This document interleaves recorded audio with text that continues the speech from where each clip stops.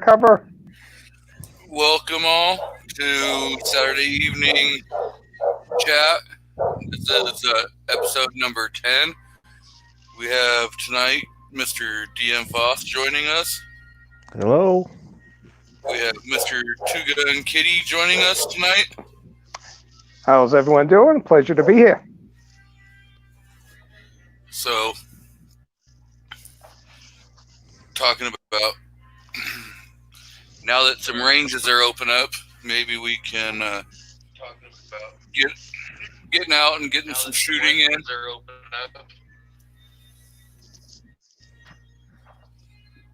So that'll be pretty nice. Yeah, it's it's kind of like especially during this time period, a way to get out there, relax, blow off some steam. When I've gone out to the range, there's been hardly anyone there, so it's just peaceful. It's out in the desert. The weather's been beautiful, so it's been pretty relaxing. With the weather being, it hasn't been too hot. Yeah, I got lucky. The range I go to didn't close. They stayed open. Yeah, we had an indoor range that was partially open.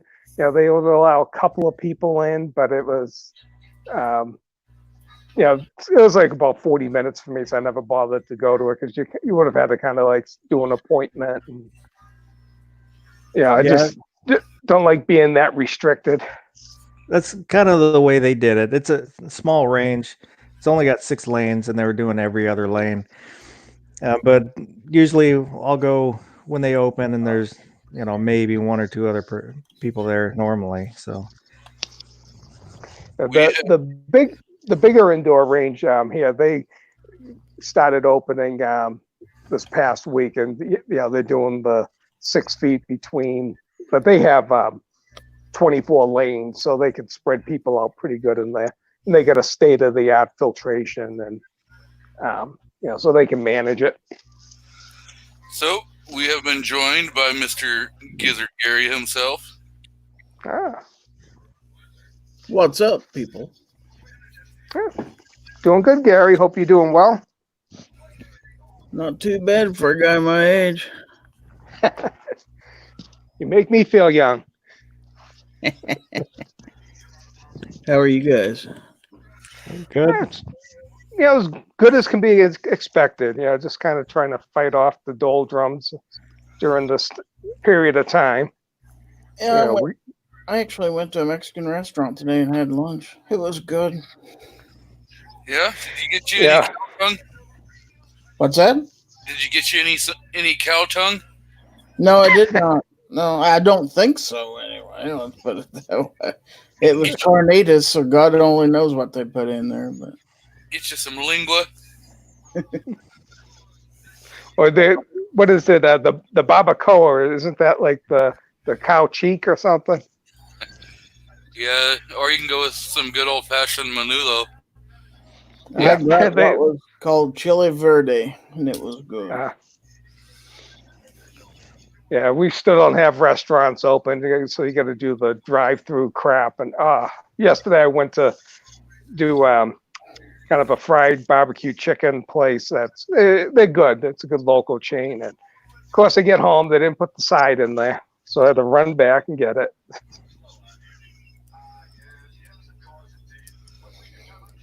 Well, that was the first time I had went into a restaurant since March. Yeah, I think, not sure if it's March or February here. I've gotten takeout, but I haven't actually went in and sat down until today.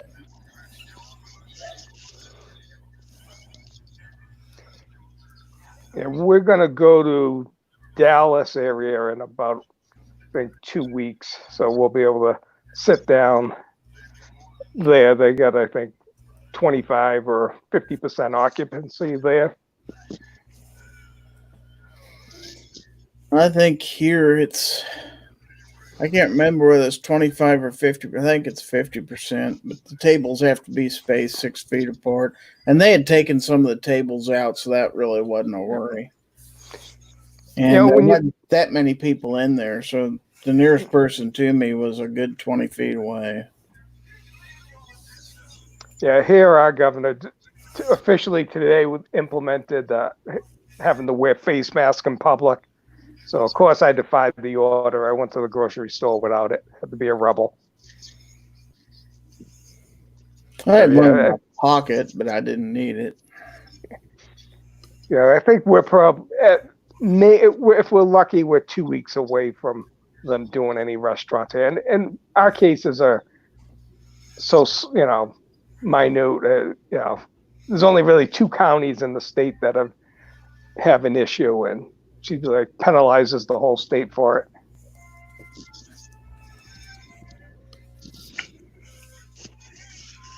So I put out in the chat for a number between 5 and 10 to do random, spins to pick the winner of the 100 sub giveaway. Gizzard says Nice. Gizzard says 4 in the. Then I went back and looked at what you said, so I read that.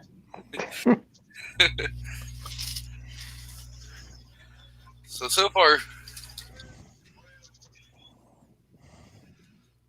it looks like we've got a few different numbers. 2 votes for number 6. So let's see if we get any more choices out there. We got 10 people watching. Well, Midnight said 6, and we know it's not going to be that. Well, Ozzy said 6 again, so. Oh, we'll have to cut it in half to 3 then. Or double it up and go to 12. Yeah.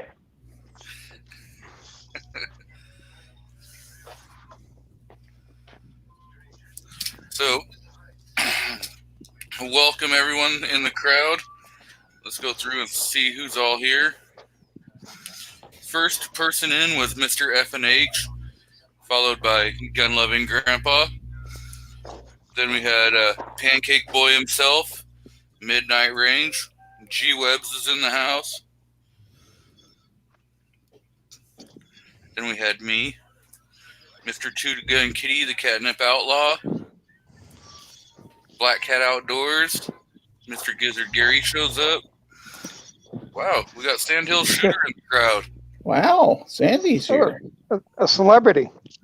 Betcha. Mr. DM Foss. Black Cat Outdoors. Ozzy. Looks like that's who. Ah, we got Mr. Keith Gregory in the house. So, we've got a few people here tonight. I got to correct Midnight. My nuts aren't they do tingle once in a while.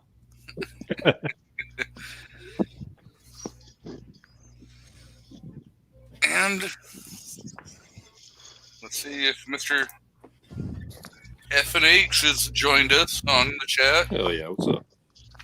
How's it going? Have you got any new toys yet, Mr. F&H?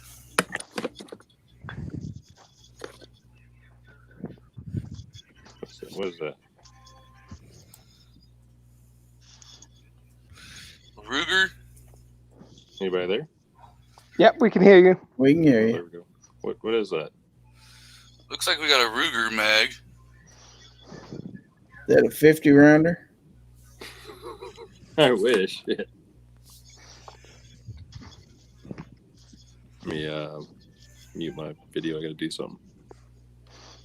Did someone pick up the Ruger with that side charger one lately?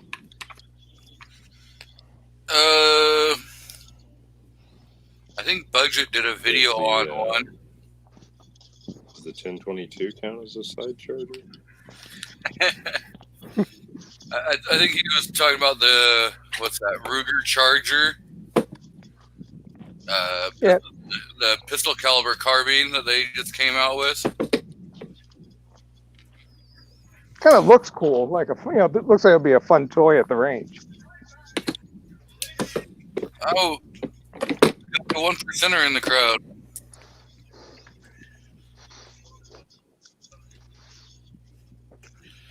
Yeah, I know. I think Gun Loving Grandpa was talking about wanting to pick one up. That's probably who it was last week. Yeah. Yeah, we pulled it up and we're looking Wait, at who it. was talking just now? I can't hear anybody.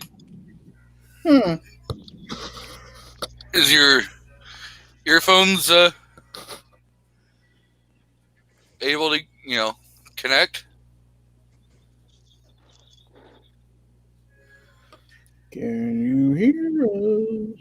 Oh, I hear you, but so far I've only been able to hear Gizzard Gary and I think G23. Haven't been able to hear Foss or Kitty. I haven't said anything. Oh, I hear Foss. Catnip. Can you hear me now? Yeah, I fucking hear you. Okay, G23. Yep, I'm here. Check. 1 2 1 2. Check. I don't hear G23s. Are we live yet? It says live 11 minutes ago. Can you hear me now? Yeah, I had to run and get some airsoft guns so that I could clean them while I chatted with a couple of airsoft patriots. Myself. America.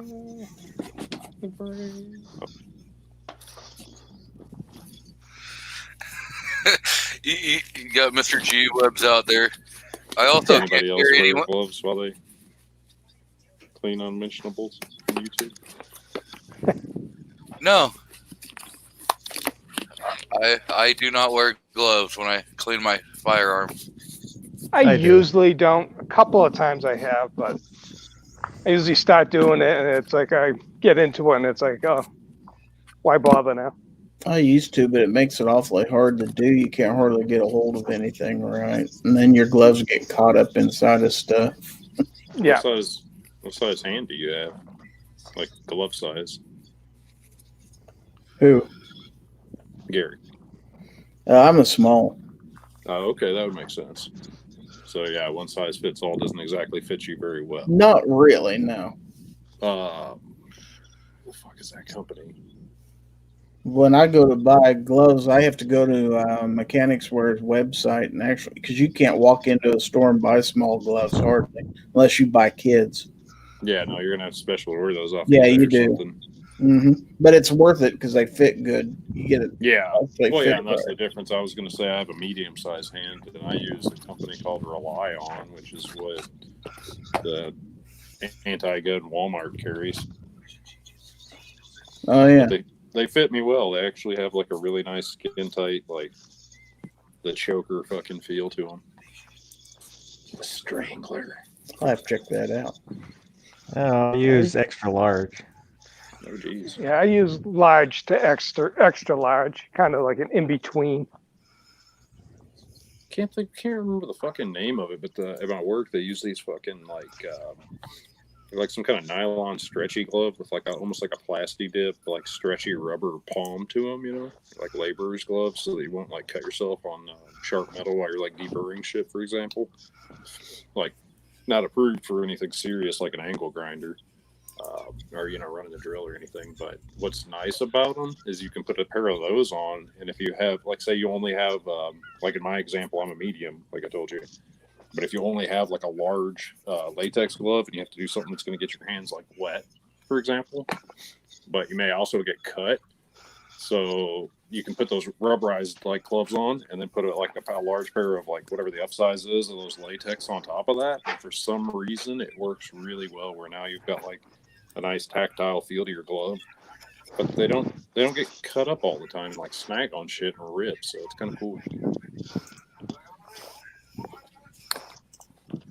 Like takes up that little gap, G Webs is giving you a tip, Gary, on buying the medium gloves.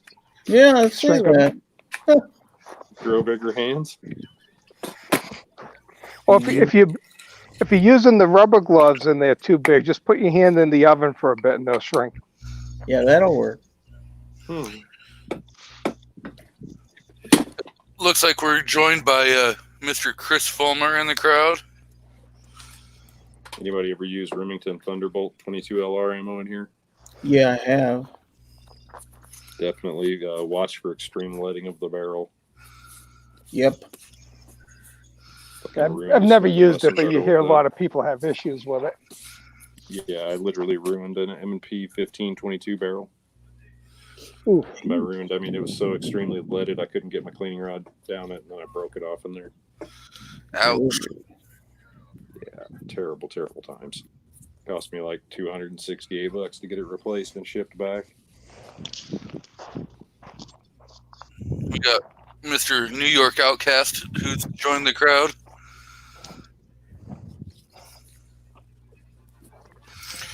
So, scroll back through the comments real quick.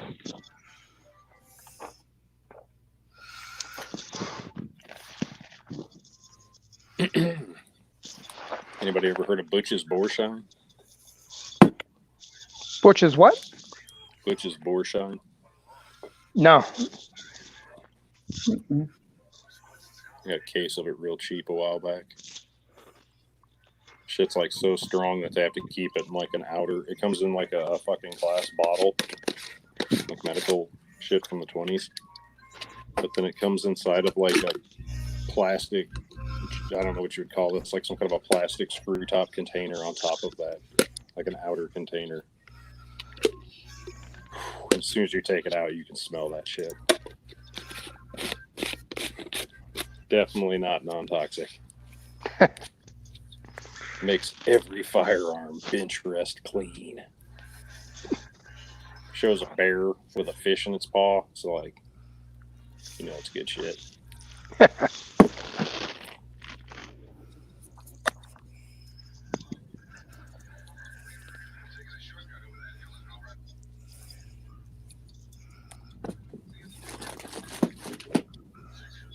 Now, has anyone cleaned a Henry lever action rifle before? Mine's getting to be the point where I get enough rounds through it to clean it for the first time. I don't actually own a Henry. Got one lever gun, and it's a Marlin. Oh, a super old school Marlin. JM marked barrel. Yeah, before I got the Henry, I was looking at one. The gun shop had one from, not sure if it was the late 70s or early 80s, but it had the JM marking on it. He wanted a little too much for it. How much was it? He had it on the shelf at, I want to say $6.99, but I would have had a 5% discount, so would have been, I think I would have gotten it for about, or maybe it was $6.50 rather, because I would have gotten it about. See, I'm one of I don't want to say I'm like the older class of gun owner, but I've been around for a little bit, and like I only paid $400 for mine. And it came with like the 9-power wide angle scope. Oh wow!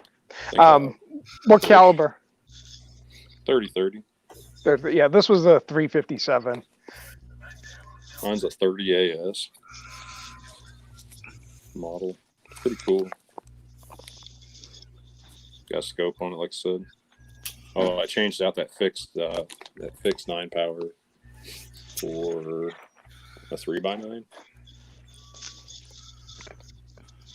and then put QD rings on there. It's pretty cool.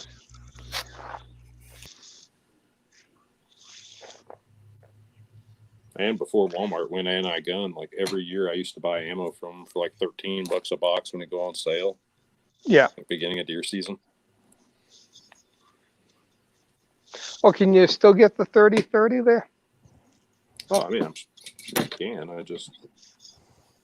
don't know. For the longest time, I went on, like, ever since that fucking open carry and all the anti-gun crap that they did, I just went on this, like, I don't want to shop at Walmart at all. Yeah, I've been predominantly a non-Walmart shopper for a decade. I've never liked Walmart, period, for, even before I even got into firearms. And that was just kind of the final straw. Because the only reason I was ever going in there was maybe buying some 9mm. And so once they did that, there's absolutely no reason for me to go there. I was like all in, damn near. Like we shop for almost everything we could there because that was my local store. Yeah, so everywhere I've lived, I've had other options. So, it's tough when they're pretty much the only show in town. Oh yeah, I mean, I don't know. I think my elderly friend, I say elderly, he's twice my age, and I'm 38. So yeah, you do the math. But he's a really good guy. He's a non-vet, and his advice was, you know what? No matter if they're fucking anti-gun or not, I'm on a fixed budget, and I still need the best deals possible. Yeah, and well, I that's still the didn't thing. shop there for a long time, but he's definitely right.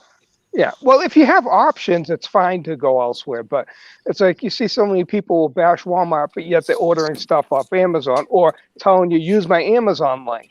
It's like, well, Amazon's anti-gun, and so I was going I price just chopper, so I don't know that they are any more pro-gun than Walmart.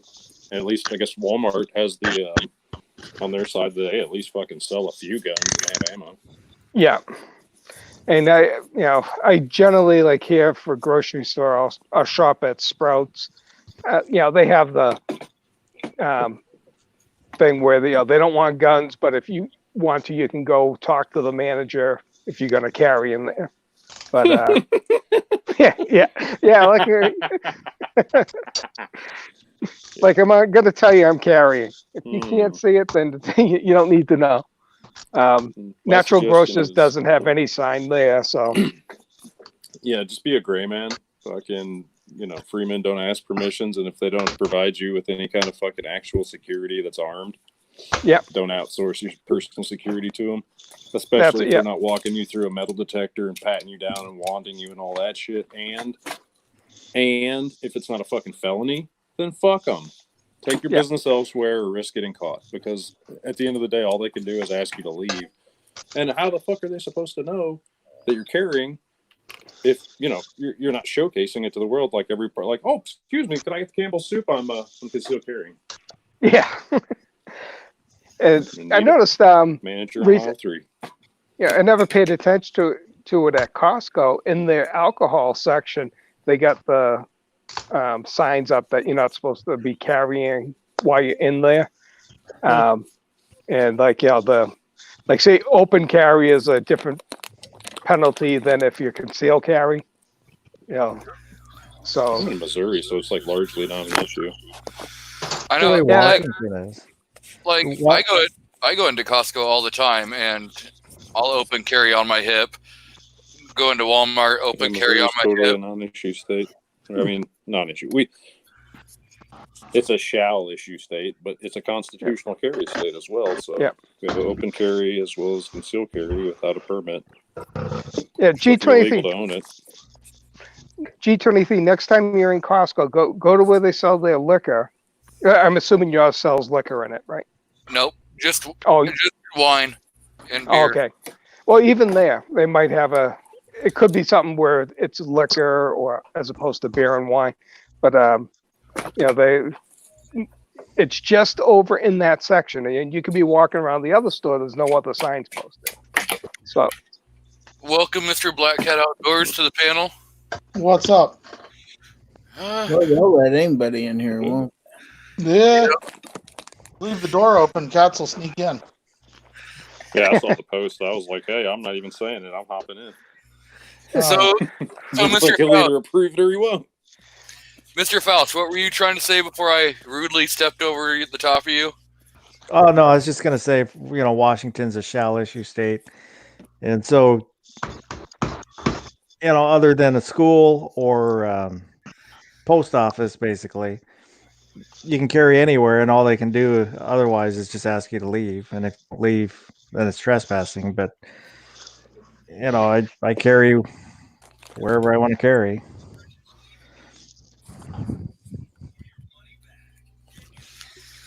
Yeah, so people are talking about how Costco says, "Oh, you have to wear a mask."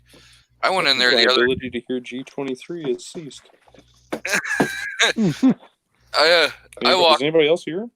Yeah. Yes. Yeah, I'll be here. Sorry if I've overspoken. I'll walk G23. the other day I walked into Costco with a mask, with everyone If with she masks on. does happen to call on me, somebody's gonna have to reiterate it. But I refused to put a mask on. Well, I didn't refuse. They didn't even say anything. I just walked right in the store. I don't think they're going to necessarily confront people. I think it's just kind of like a token thing so they can say that it's implemented. And, unless there's like some major issue, because what if you go in there wearing one, then all of a sudden you take it off? Are they going to all come approach you then?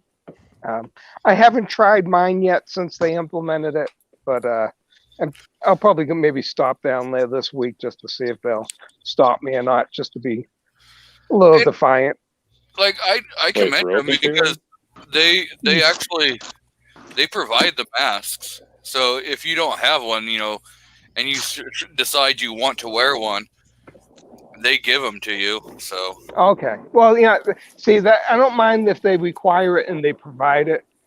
I went down to do early voting the other day, and they have them there, because the lady asked me if I wanted one. I'm like, no, I'm fine.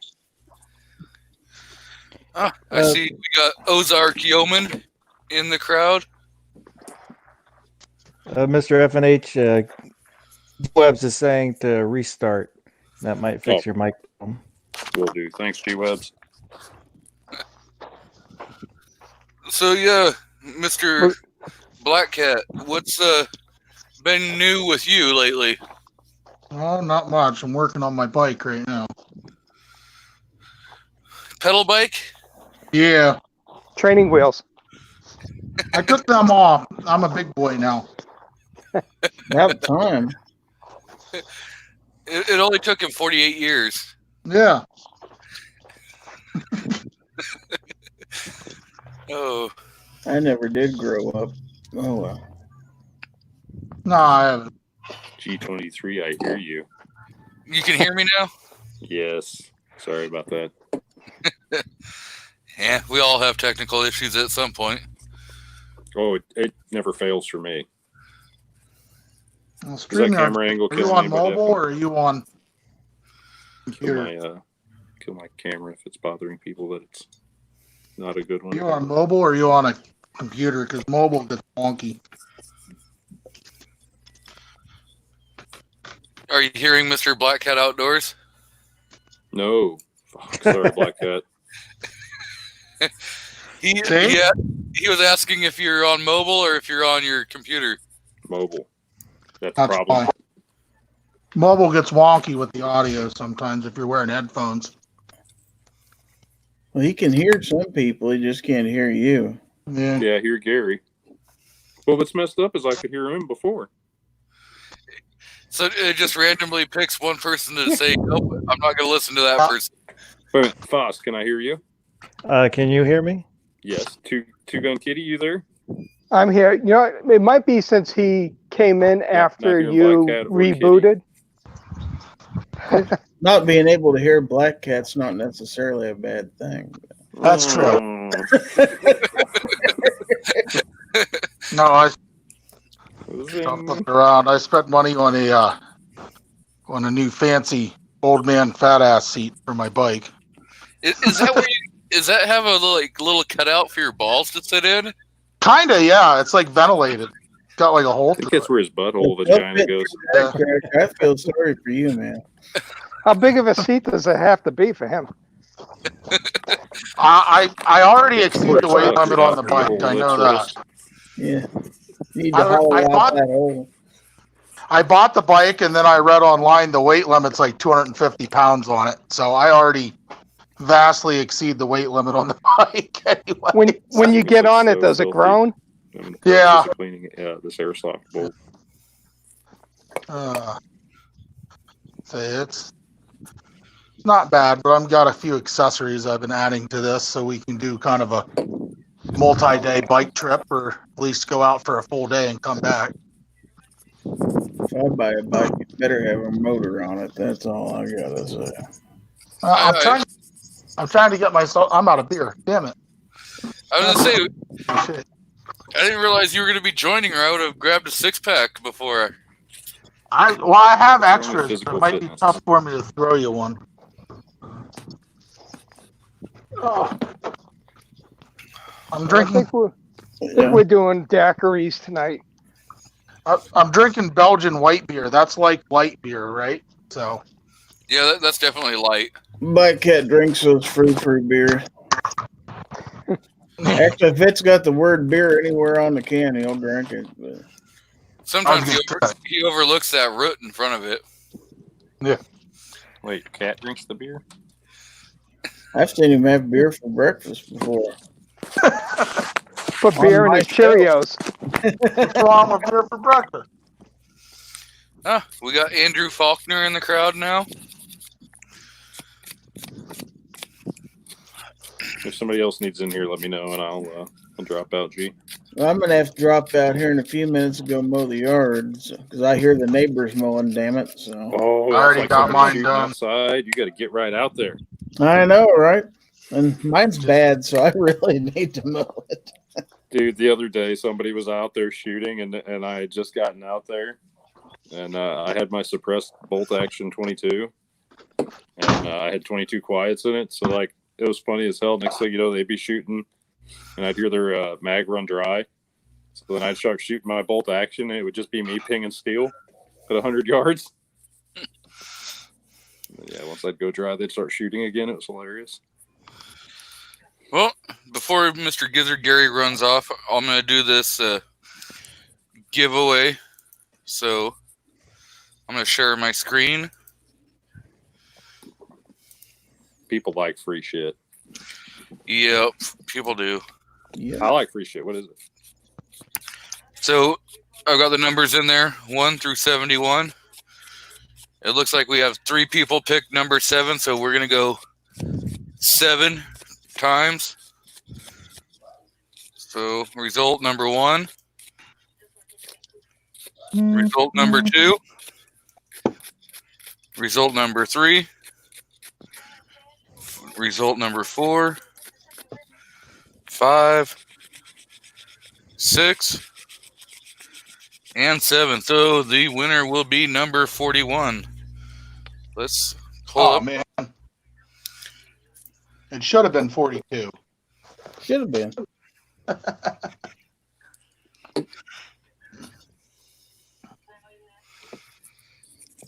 Oh, this could be rigged. Is it Mr. FNH? No, it's Mr. Blitz. Just so everybody, Just kidding. just so everyone can see, I will share. Well, he's not Now, in if you here. just said it though. was- You have to draw again. If you just said it was me, I was gonna definitely know it was fixed because I didn't actually enter. I don't think. It's I have my subscribers on my YouTube. I went through and looked at everyone that's listed on there. So there's 59 names listed on there. Plus, I went back into my emails and got the missing names from the first giveaway I did and added them together and came up with 71 names out of 105. So, Admirable. Mr. Blitz has one, and I will show. Oh, I guess open up my emails first.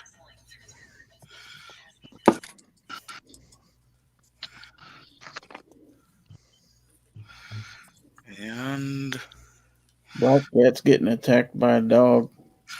See this little itty bitty that- screwdriver right here. If I can get it in the camera at all. Being viciously mauled. Yeah, these little itty bitty screwdrivers. Trying to see it. Finally, fuck me. yes, Those are super valuable when trying to clean a airsoft. Yeah. I just get them right in there with the patch.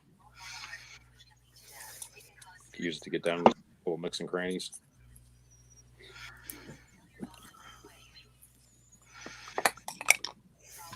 You know, because that airsoft, whew, it'll get your gun as dirty as 22. Your airsoft gun, I mean.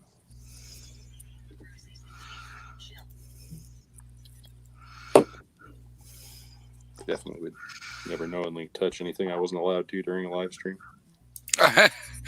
Yeah, I think I've shown plenty of guns on here.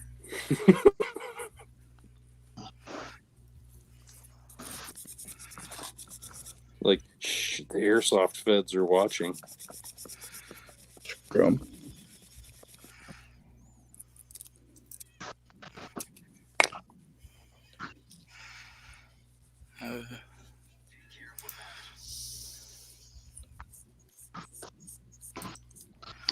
Oh, yeah, shower. I can actually smell myself. Well, this has become a sweaty mess. Using Slip 2000 carbon killer bore cleaner. Yeah, it cleaned off the carbon, but it made most of it like a disgusting black mess that's just smearing everywhere. Plus, I still had to use a fucking brush to get it off.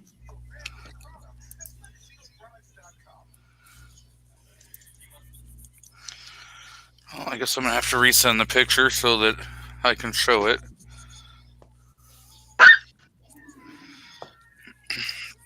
Quit stepping on that dog. Show that dog some respect. Well, you know, that's his kid's dog, so he... That's not what I thought you were going to say.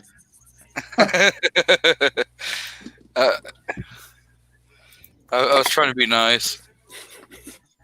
So Amazing. It's there's Black what, Cat. You don't have to be nice. there's what Mr. Blitz won, a keychain like Gun Loving Grandpa, but Oh, God, I thought that was real. I was going to be mad for a second. God damn it. I had it already and everything. Son of a bitch. Another cat cool. dog. Do you need an FFL to pick that up? you have to have a class 3. I am Hold on a minute. I'd say that barrel on that thing. On some good size perspective, this is the dog and the cat. The cat is roughly 3 times the size of the dog.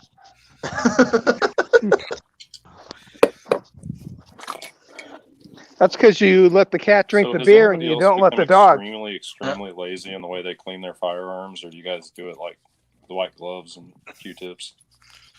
I get definitely- all kinds of stuff. I will clean it, but I'm not gonna go all out white glove inspection. Oh, I mean, like, lazy as fuck in the way that, like I said, I wiped this thing down with this carbon cleaner shit until it started smearing the carbon all over. Then I just took a brush to it and just brushed everything. And then literally I just wiped that off with a sock. Not a sock I'm going to use, but you know what I'm saying? A cleaning sock. And then, So you just had one sock laying around for no other reason. Down Huh? with rim oil and just wipe that shit off. Like, yep, that's how you clean things. Yeah, and I kind of And, don't go balls to the wall when I'm cleaning. You know, just make sure everything's wiped down good. yeah, this M&P 1522, I put well over 1,000 rounds of Thunderbolt through it before I cleaned it. It was still running strong. At what point did you just have a Although it's random starting to sock laying foul the around? barrel. It's really bad. I just use old T-shirts. Those work great. I wear through my socks faster. I'm on my feet all day. A nice piece of white cotton like that, yeah, it'll work great. And then you just throw it in the trash when you're done. Mm. But you go to a laundromat with some degreaser and use that again, and I'm so frugal. White T-shirts, especially the ones you wear for undershirts, after you've worn them a few times, they're pretty ratty. So. Yeah. Yeah, I usually use a microfiber cloth at the end to wipe it up down. Trust me, the place I work at just fucking wears out clothes.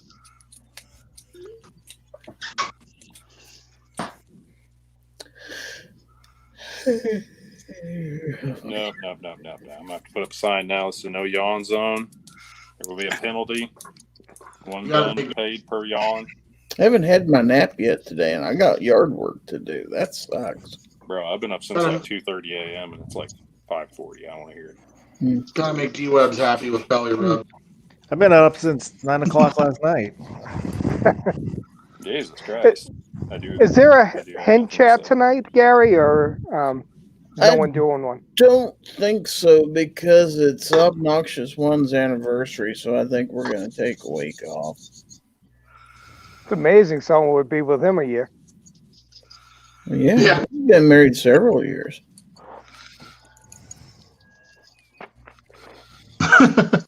Gary's an expert on marriage. He's had anniversaries on multiple occasions. To the Not same tripper. recently. I've been single for 11 years. Yeah, but you made up for it before that. Yeah, well, I try to forget that part of my life.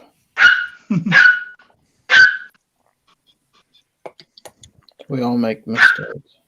I make them several times. I mean, it's what you do inside of that mistake. Problem is repeating the mistake over and over. Well, hello, Mad Sexy out in the crowd. Glad you could at least show an appearance. And I emailed Blitz saying that he had won, so hopefully he'll get back to me on that. Yeah, get That back to is- somebody, Blitz. Now, does he have to pay the shipping and handling on that? Nope. Oh, all right, guys. I gotta hop out for a little bit. I'm grabbing a shower. Yep, I think I'll go ahead and hop out too. Whether I like it or not, I better get mowing. So. Yeah. Have fun, Mr. Gizzard. Yep, and you Fair may enough, still Gary. be on when I get done. So Maybe. What's your That's mower? probably a good bet. Well, I'll be listening while What's I'm gonna be your listening mower, while I Gary? take my shower, so you guys can just picture me naked. That is not a picture I want to see. No, it's not. I gotta guess it wouldn't be. Let's put it that Just way. hope it's a steamy shower. I'm not Oh, gonna yeah. say I'd seen. All right, later. Gary, what's your Later. lawnmower? Oh, he's gone. God damn it. Oh, they both left. Yeah, I was trying to find out what his lawnmower was. I think he said it was a Kubota, Oh, wow. or that may have been Black Cat. They just picked up a Kubota. I don't remember. Hey, Giz, what kind of lawnmower do you have? He's in the crowd. Mr. Carolina EDC has showed up in the crowd. So Carolina. He's a pretty good guy. He's got a great channel out there. Just hit 2,000 subs. Oh, yeah. What do you want?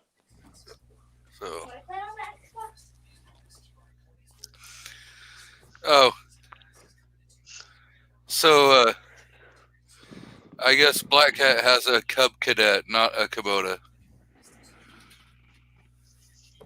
That's a good brand. Certainly wouldn't crap on anybody for having a Cub Cadet. Now, speaking of gun cleaning, how many rounds do you generally put through do you want before to tell you what the worst clean? mower I ever had was?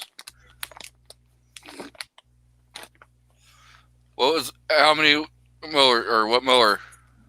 I had like I can't remember if it was a $1,500 or a $2,500 Craftsman zero turn with like 56-inch deck, I believe. Thing was such a turd, made out of plastic crap, made in China. Just fucking shit all over Craftsman. I ended up selling that thing at like $1,000 loss, like 2 seasons later. And that thing, I'm telling you what, it broke down each season, and it was under warranty, so it was, what's worse than having a piece of shit is a piece of shit under warranty that keeps breaking. So then undoubtedly you're always waiting for it to be repaired. Which, guess what? If your grass was already 6 inches long and it's going to take 6 weeks for us to get out there just to assess the situation, and then it's going to take like another 2 to 6 weeks for me to get the parts in to fix that thing, you fucked. So what were you saying, Mr. Two Gun Kitty? How many rounds do you generally put through your firearms before you clean them? I clean mine every time I shoot. Now I can't fucking hear a 2-gun. As soon as I come home, I'll clean the gun, no matter how many rounds I put through it. I put it off as long as possible. Yeah, I That generally start to question, will it work, or it's already failed. do maybe a couple of range sessions between it, so probably 100 to 300 rounds. I'm more like 3 to 5. 3 to 5 what? 3 to 500 rounds before I clean mine. Oh, yeah. Yeah, probably 1,000. After 1,000, I hit it. 1,000 to 1,500, maybe. It just depends. If I get around to it, like if I'm in a cleaning mood. Yeah, that's kind of like me. Is that if I'm in the mood, Like, hey, yeah, fucking I'll feel good and have grab fun one and clean it. this shit. Yeah, if I got other projects, that shit can fuck off. It really depends on what type of ammo I'm like running. Oh, yeah. If it's corrosive. Before- Yeah, I mean, like if I'm running, Wolf or something like that, Tula through the AK, I'm definitely cleaning it after I get done shooting it. No, I don't worry about Wolf or Tula. I I just tell don't you, when like, I don't I was like having shooting a some- dirty gun. Yeah, they are dirty, I'll give you that. But there ain't like no corrosive, nothing to worry about. Like you can leave it dirty and the shit will wipe right off. well, that's why I find that my stainless guns, I tend to clean them more because you notice the grime on it and the powder burn and stuff. So definitely want to get that off as soon as possible. I was shooting some. It was either the 38 Special or 357s. There was some cheap ammo, and oh my god, my hand was so filthy after I that. can't hear 2-gun. Yeah, Two Gun was talking. Go ahead, Two Gun. Yeah, I was shooting some range ammo and out of my Smith & Wesson 686 a couple of weeks ago, and my hand was so filthy after that. And then yesterday, when the reloads I made, I shot with it. That shot so clean. I was using a Hodgson tight group and that for the powder, and that seemed to burn a lot better than whatever was in the range ammo I'd shot before.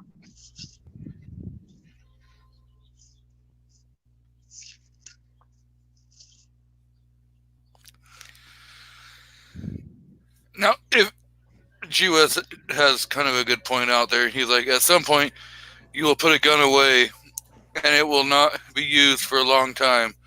You put everything away clean every time, there's no issue.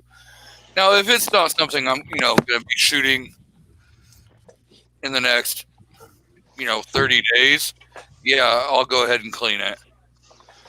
I mean, it's called being mindful as a gun owner of how many rounds you put through that particular firearm last time you put it away, if you did put it away dirty. That being said, yes, you're absolutely right, G-Weds. I've gotten to the gun fucking range more times, or to my own private range more times than I can remember, and go, thought I could clean this thing. Guess not. And then shot like another 500 or 1,000 rounds through it dirty. But, I mean, if you're going to run fucking dirty, ain't nothing wrong with it.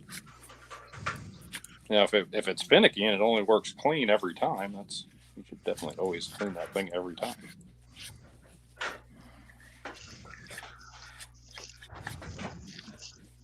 Like my 20-inch AR is like that. It has to be clean and juicy. It's got to be juicy oiled. Juicy. Okay, so Screaming Skull Salon. Why do you pick January 2nd and July 2nd to clean? Salon? I think it's saloon, not salon. Oh, I oops. never learned to read. It could have been other. Or It, other. it was a quick glance up there. It was Yeah, saloon. Later, Mad Sexy. Enjoy Cali. Don't fap it too hard in Cali. It's probably a felony.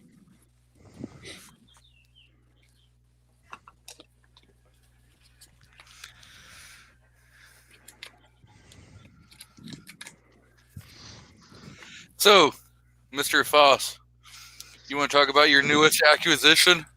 Ooh, is it a tourist? No, Damn it. it's a Glock. Oh my god. Did you sell all your Tauruses for that? No, Give me your shit. I don't care. He doesn't have enough Tauruses to sell for one. So I was what's up? gonna- What'd you get? I was gonna order a Rossi lever gun in 357. Went Nice. down and was looking around, and I saw they had a G20 in 10 millimeter, Oh wow. and I bought that. Flip flopper. Yeah, well, it just means it's drops down on the list. I've got a list of stuff that I want, and Oh, and it was on the list. That's fair. Now, Like- wait a minute. At any point in this story, did the salesman be like, "No, I actually don't have that, but I do have this," and point you to the G? no, Okay, good. They didn't have the Rossi in stock though, right? no, I would have had to order it. Right. That was kind of the biggest thing was it was there in front of me, and so Yep. I went ahead and Buys. bought my Like the- first Glock and my first dangling striker carrot. fire. Well, are you going to run some Underwood extreme penetrating 65 grain through there, screaming at like 3,200 feet per second? Nope, probably end up being Minuteman. Either Minuteman or Sig, because I got a bunch of Sig 10 millimeter.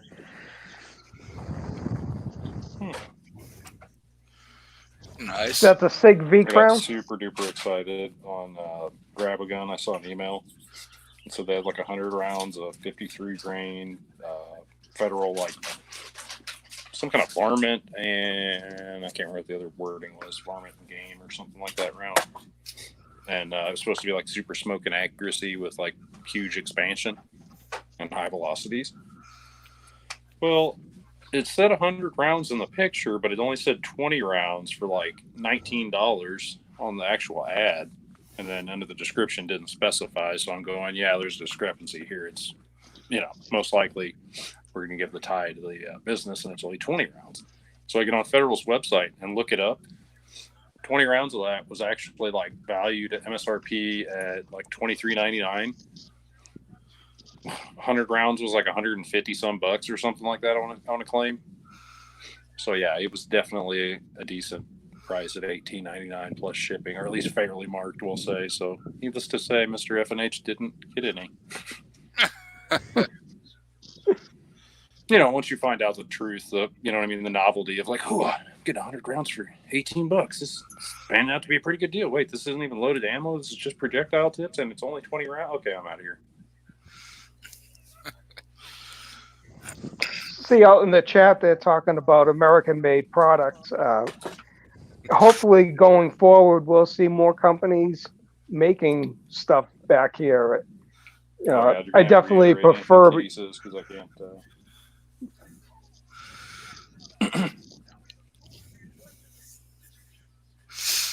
My apologies to Gun. That's all right. The cat doesn't listen to me either. Here's the question: can Two Gun hear me? I can Yeah. hear him fine. Yeah. He can hear you. Well, how y'all doing? Now, let me bounce out and come back in and see if I pick it up. Can you put that link back out in the chat so I don't have to scroll too far back? This is why I don't clean my gun set up often because it takes me a while. Link should be out there for you, Shoe Gun. Oh, okay, he's coming back. Yeah, he jumped out to see if maybe if he goes out and comes back in, if maybe your earphones will hear him. I like that.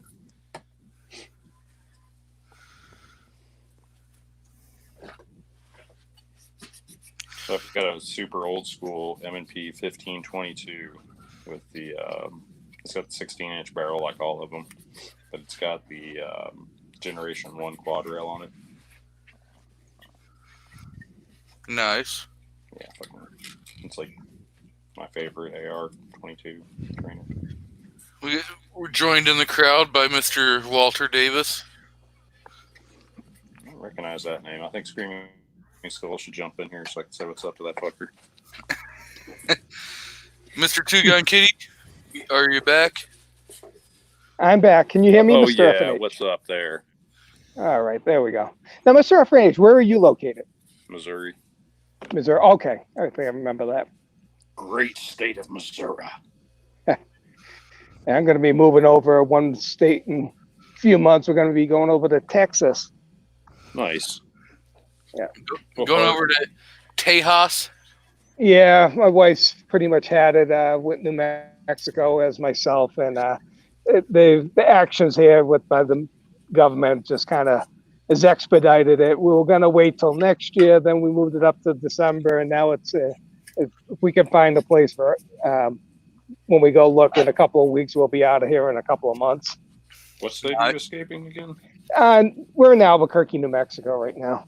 New Mexico, there you go. Damn, Yeah, it's actually think of New Mexico as a place you need to escape. Think of that as like the great outdoors. No, it's a liberal hellhole now, especially Shithole, my Albuquerque. Yeah. We're adults. Well, Albuquerque is a shithole when you look at the crime and blight and everything. You said the word liberal, I was there. It looks like But yeah, we got a governor that's trying to make it like California light. we got Mr. 402 Outdoorsman in the crowd.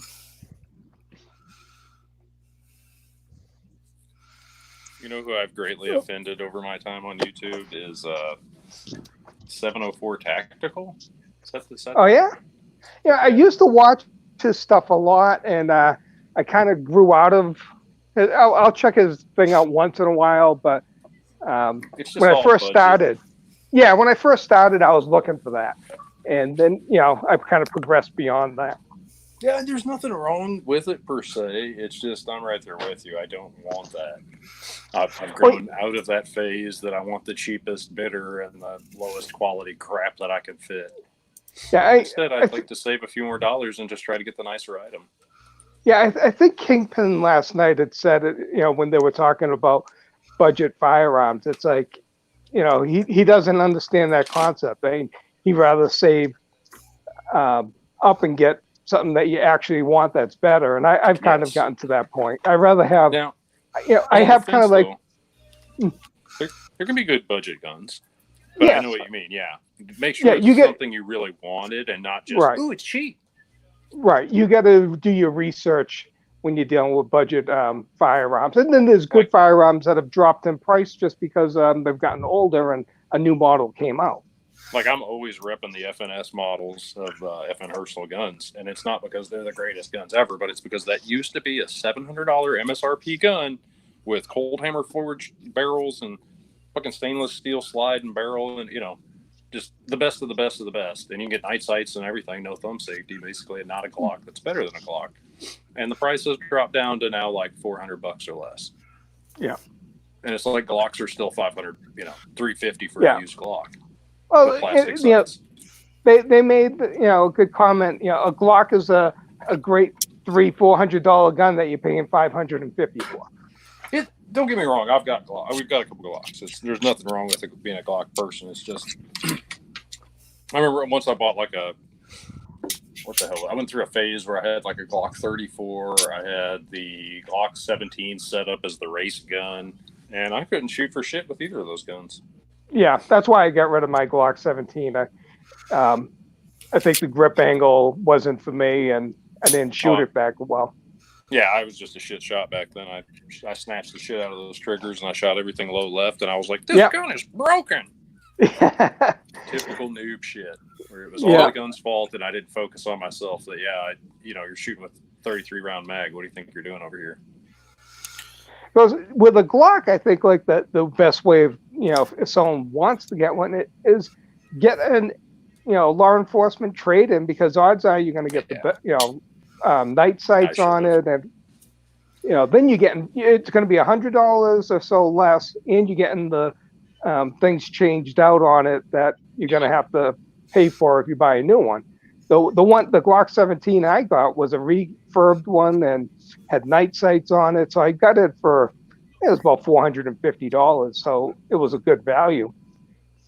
I wouldn't pay the $550 that most people do for a new one. $649 plus tax or some crap, so we'll just ballpark it at like $700 for that G34 Gen 3 back in the day, and I ended up actually that's how I got my CZ Urban Gray. It's the CZ75 Urban Gray. Right when those came out and they were ultra rare, I traded that G34 in for like $350, and I think I paid like another, I don't know, $200 or something, $150 or something like that to get the CZ.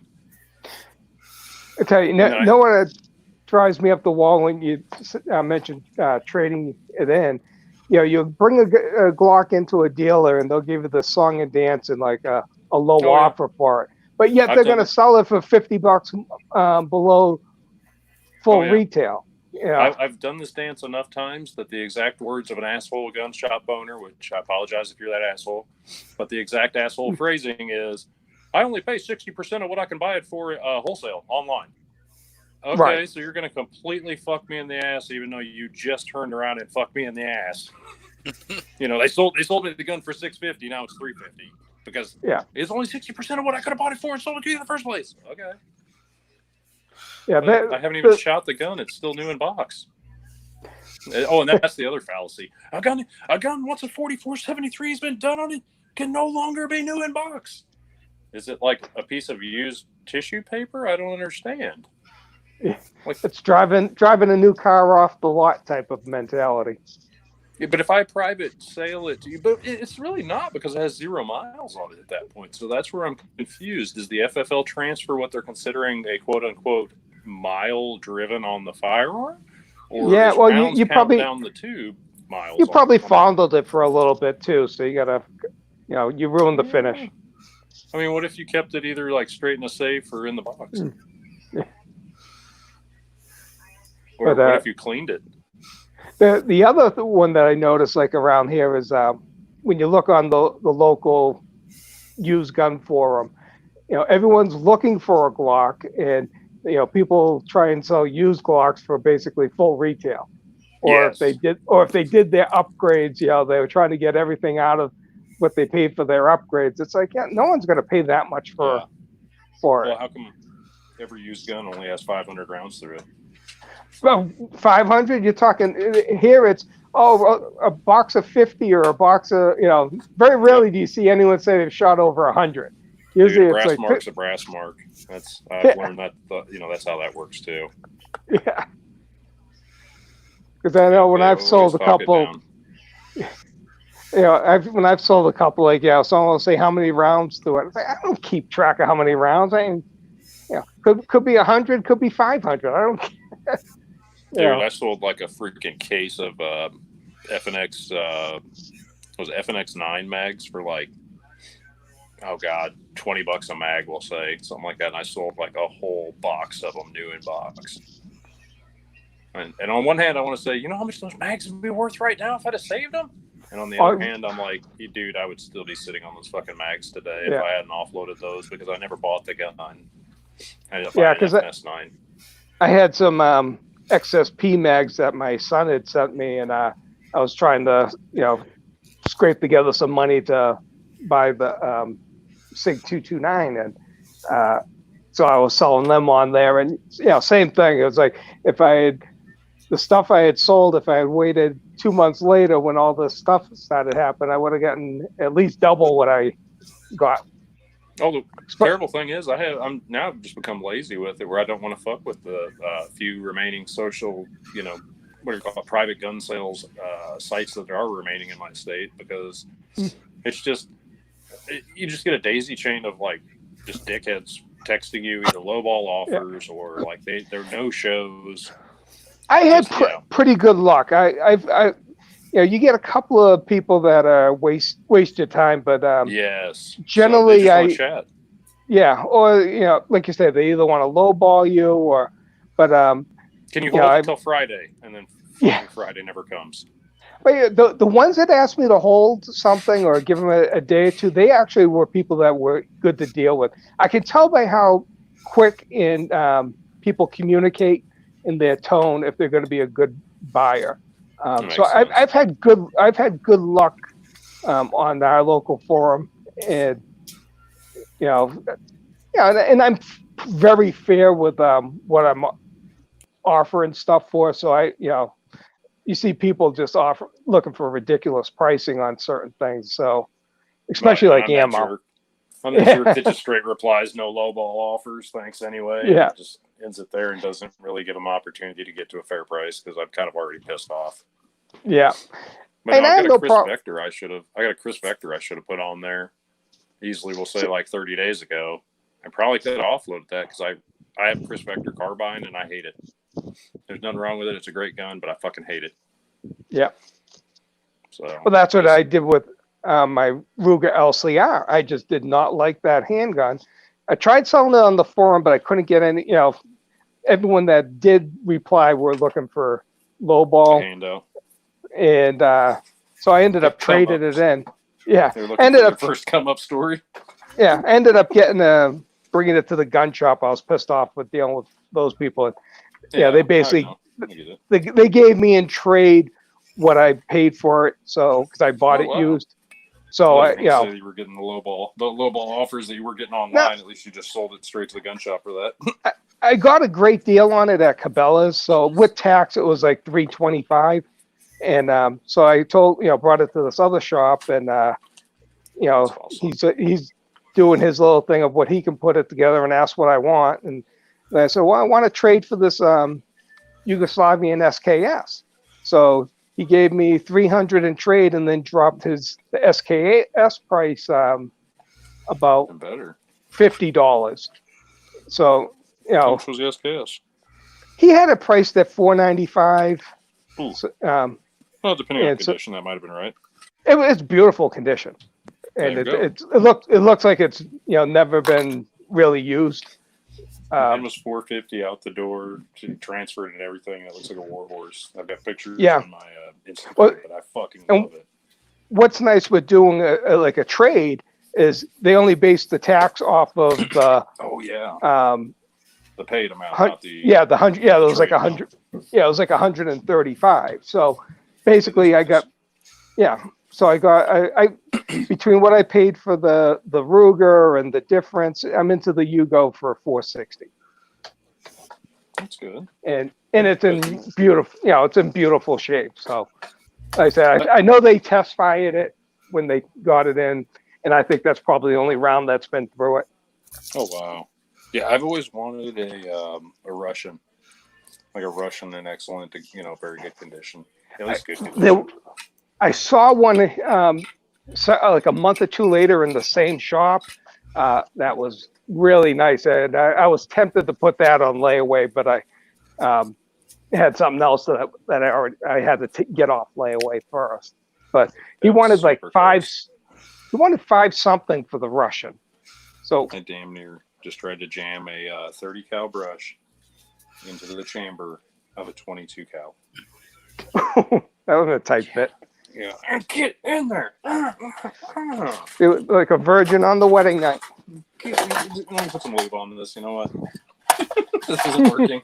Let me just call you tomorrow.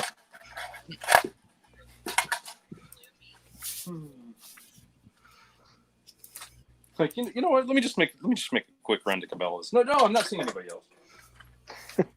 I wish I could run to Cabela's. I think ours is still shut down, or it's just for What? special pickups. Yeah, a little bit of hot water. I was on my Instagram. Told the gun store owner that I wish they'd been open for members. I got a reply. It's like, we have been and we are. Okay. Because it said you were only open for the police and this whole time. And when I stopped by the shop, I was told you were closed except for appointment only on Wednesday. And that the range was open Saturday and Sunday, but I didn't reply that part. I just, okay. I'm going to keep it to myself before I get banned from the fucking gun club because sometimes I can get ornery. Say shit that's real. Hey, my feelings are real, goddammit.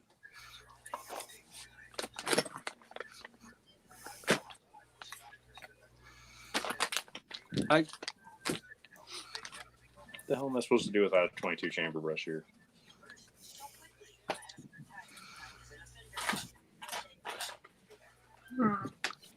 Which Glock are we looking at there? G23. Don't you have enough of those things? It was for I think Andrew Faulkner was saying he was thinking about getting one. Yeah, but it's got 13 days and it's at 240. We both know that's going to be at like $5.99 by, the 12th day. There's other ones out there. I can't find this brush. I'm just rifling through shit now. I was at one of the gun shops a few months back, and this guy comes in with which Glock it is. It's the 357 SIG one, and he was looking. Yeah, he was looking to trade it with them, and the guy's giving them the song and dance. Oh, it's a dead caliber. It's going to be hard for me to sell. I think he offered them, I don't know, it was like 175 for it or something. I wish I had like the cash on me. I was gonna say to the guy, I'll give you 250 for it. Yeah, I've actually been in the gun shop and had that same similar thing happen. A guy was down on his luck, lost his job, was about to get evicted out of his trailer. He brought in a SIG P250, which had fallen out of favor, but was still a very nice firearm. It was the same deal. The guy offered him virtually no money for it, and unfortunately, the poor bastard took the money. I think he did the layaway or the the pawn dance, where it was like, okay, but in such and such amount of days, it was like a short term where it was like in 7 days I own this firearm. Yeah, they know they're gonna get it. Oh yeah, and the guy was like, yeah, I should have this money by any day, blah blah blah. Like he was getting his last paycheck from his last job or some bullshit. Where it's like, yeah, that's. Well, it's like when I sold my Glock 17, I brought it to because I wanted to see if the gun shop would give me a decent trade, and because I wanted to get a Beretta 92 Inox, and he only offered me like 250 for the Glock 17. Glock 17, and it had night sights on it. It was a great condition. Wow. And so there's this guy that's a regular of his that was in there, and he's like, "Oh, can I look at it?" And he's like, well, the shop owner's like, letting us talk a sale in there, and the guy goes, what will you take for it? And I'm like, well, I was hoping to get somewhere around 400 in trade. And he's like, well, what about 350 cash? I'm like, okay. And he's like, well, let me run across the street to my wife in the grocery store, and came back with 350 cash. The owner of the shop, he was cool with it. He's like, go ahead, do what you guys need to do. And then I turned around and gave the 350 to the shop towards the Beretta. That makes sense. That way you could. So he, everyone made out on that. Mm.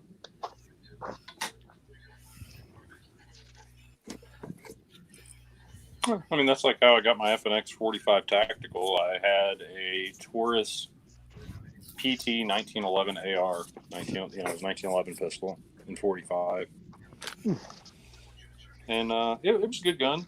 But eventually, it just started running kind of finicky. Where like out of every box of 100, I might get like somewhere between 1 and like 10 malfunctions, and that could have been from shooting reloads or cheap ammo or whatever. Yeah. I don't know, or it could have been just the extractor going bad, mags going bad. I have no clue. All I know is it said Taurus on the side of it, and I shouted enough that I was like, you know what? I'm done with Taurus. Like, that was my bedside gun. That was my open carry gun. That was everything right then. And I was just like, I'm getting out of this shit. Like, I expect more out of my firearm than to jam occasionally or, stovepipe constantly. And, I traded that sucker in. I got like $450 off of the FNX 45 Tactical. I paid cash for the rest. I was happy. Okay, so are you looking for a threaded 23 barrel to go down to 9 mil, or are you looking for a threaded You 20 could find barrel for great conversion. yeah, threaded or non-threaded, is Andrew, because they're running $129.99 to $229.99 on the Glock store. Oh, the double diamonds. Yeah, I've never had any luck with them. Or I've never tried them. Anybody else used a double diamond? Now, I've never bought an extra barrel and swapped it out. Oh, really? Dude, at one time Well, I had, like, I've 4 only been barrels into for my- firearms for about 2.5 years, so Okay, yeah, I had like 4 different barrels from a Glock 23 Gen 3, so literally like exceeding the cost of the gun in fucking aftermarket barrels and shit. After I put suppressor height sights on the gun and got a silencer co-threaded barrel in 40, I just kept the stock Glock barrel and sold the other 2. when I get my SIG 226, if I don't get 9mm, I might get the 40 and get a 357 SIG barrel with it. But it's kind of hard to find the 357 SIG barrels for them right now. Yeah, ever since that one church shooting where the guy fired 2 or 3 shots and got murdered. He got killed instantly. Yeah, He kind of was revitalized rightfully kind of revitalized that round. Yeah, well, I mean, that's good. That's good because people have, it's just like the 10mm argument. People have been out there arguing that this is such a wonderful caliber, and guys like me have been going, if you want to shoot 1,000 rounds through it, fuck that caliber. But I mean, it's not that it's not about like caliber. I'm going to pay that exorbitant price per round. Or the cost of that barrel. For instance, Chook, that guy Chook, that guy, I've been on his streams quite a bit. Chook, Alaskan Outdoors, or no? Yeah, Chook. Chook Outdoor. He paid like $550, I think, for just a barrel. Oh wow! Andrew, the gold non-threaded Gen 22 9mm conversion barrel is $199.99.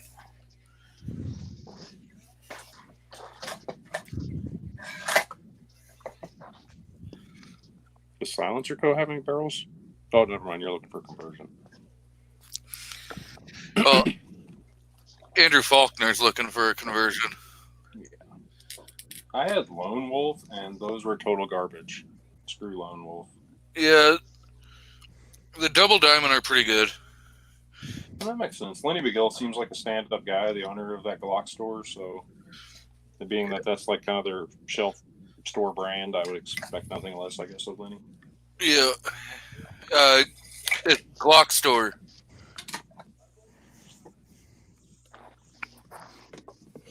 Here, I'll save you time.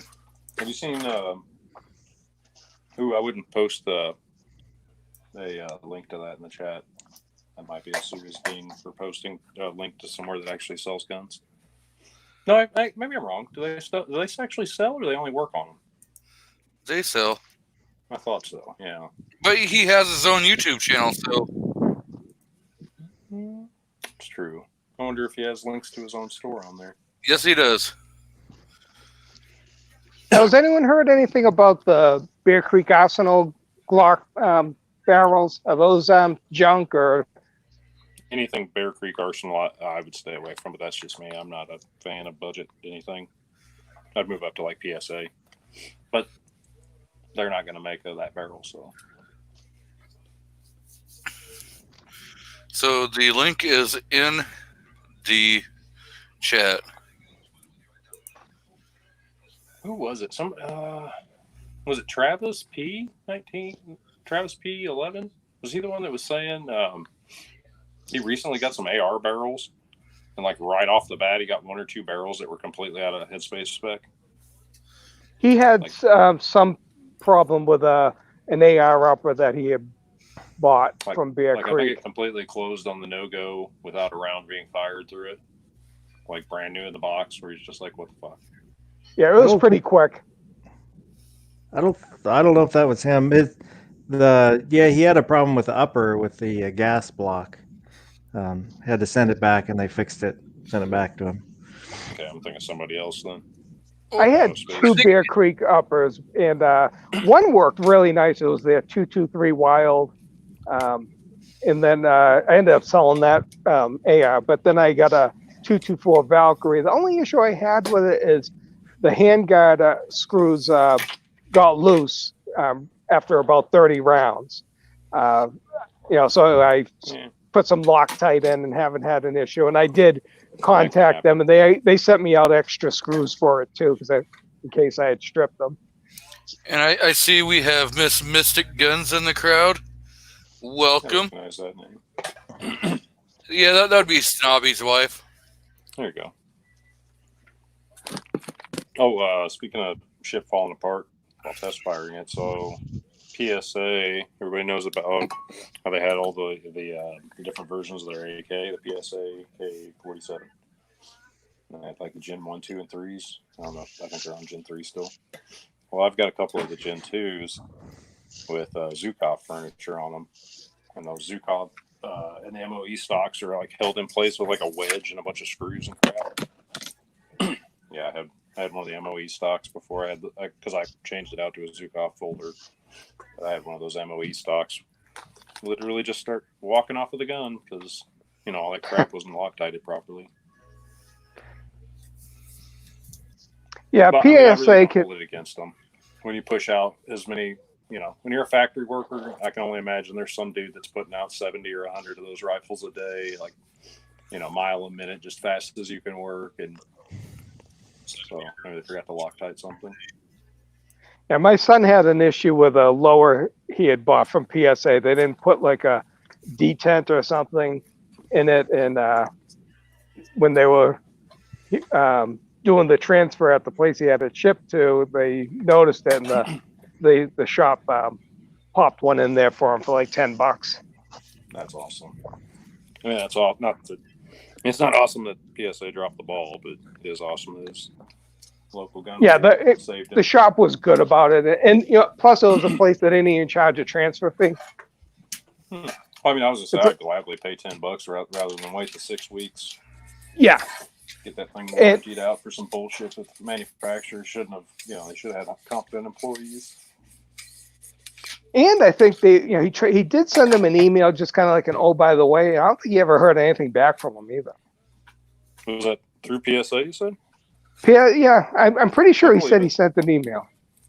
PSA has some of the worst customer service. I mean, I love their company, but has anybody here ever called them for something? I don't think so. I got a funny PSA story because I've ordered maybe 3 or 4 times from them, just random things. I've never gotten a firearm, but out of the blue, I get a package from them. I hadn't ordered anything. In it is a Elfman AR trigger. It's like a $250 drop-in trigger, and it's like, I didn't order this. Was never charged it. Whoa, that's.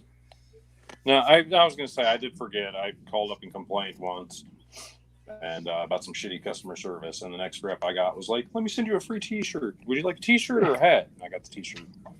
It was a pretty nice T-shirt. It was like an AR Palmetto State Armory T-shirt. So I guess I take that back. They do not have some of the worst customer service. They do have some very long wait times to get an associate on the phone, and sometimes that associate may or may not help you. That's Optics Planet is the same way. It takes a half hour. Optics Planet. Fuck those. I hate that bitches. place. I waited for over. Now, see, this is a different experience. I waited for over 3 months for a trigger that they never actually had in stock, but they just fucked me around saying that they had it. Then it went into back order. Then it went into extended back order. Then it went into known ETA.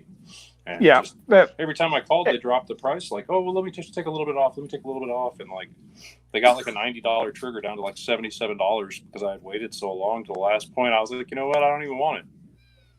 Yeah, I've had numerous issues with them, and every time you call, it's a 15 to 30 minute wait on hold before you get a person. That was horrible customer service.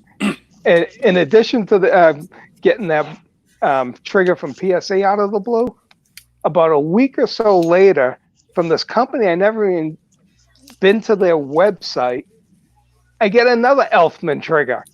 What? Yeah. And the one from PSA was for AR-9, and this was the one for your AR-15. I'm like, I'm looking and saying I never ordered from this company, never charged for either of them, and but I ordered an Elfman trigger off of a place from eBay. I got that, but I ended up getting these So two you other ended up ones that I never ordered, 3 of never them had for to the pay price for. of one. And well, the one I did get from a place on eBay, it was defective, and Elfman was pretty good with their customer service. I contacted them, talked to them on the phone. They said they sent me a thing, they paid the shipping for me to send it to them, and there was something defective with it, and they sent me back a brand new one. It took like maybe 10 days roughly altogether. So there was good communication, good turnaround time, and the one that they replaced has worked fine. I've never had somebody just send me a free trigger. Out of the blue, nothing. It's like, because I'm like looking at my credit card to see if I get charged, and if it charged for either of them. I got an awesome story. What the hell was it? Okay, so I ordered some Warren scope rings, like QD rings.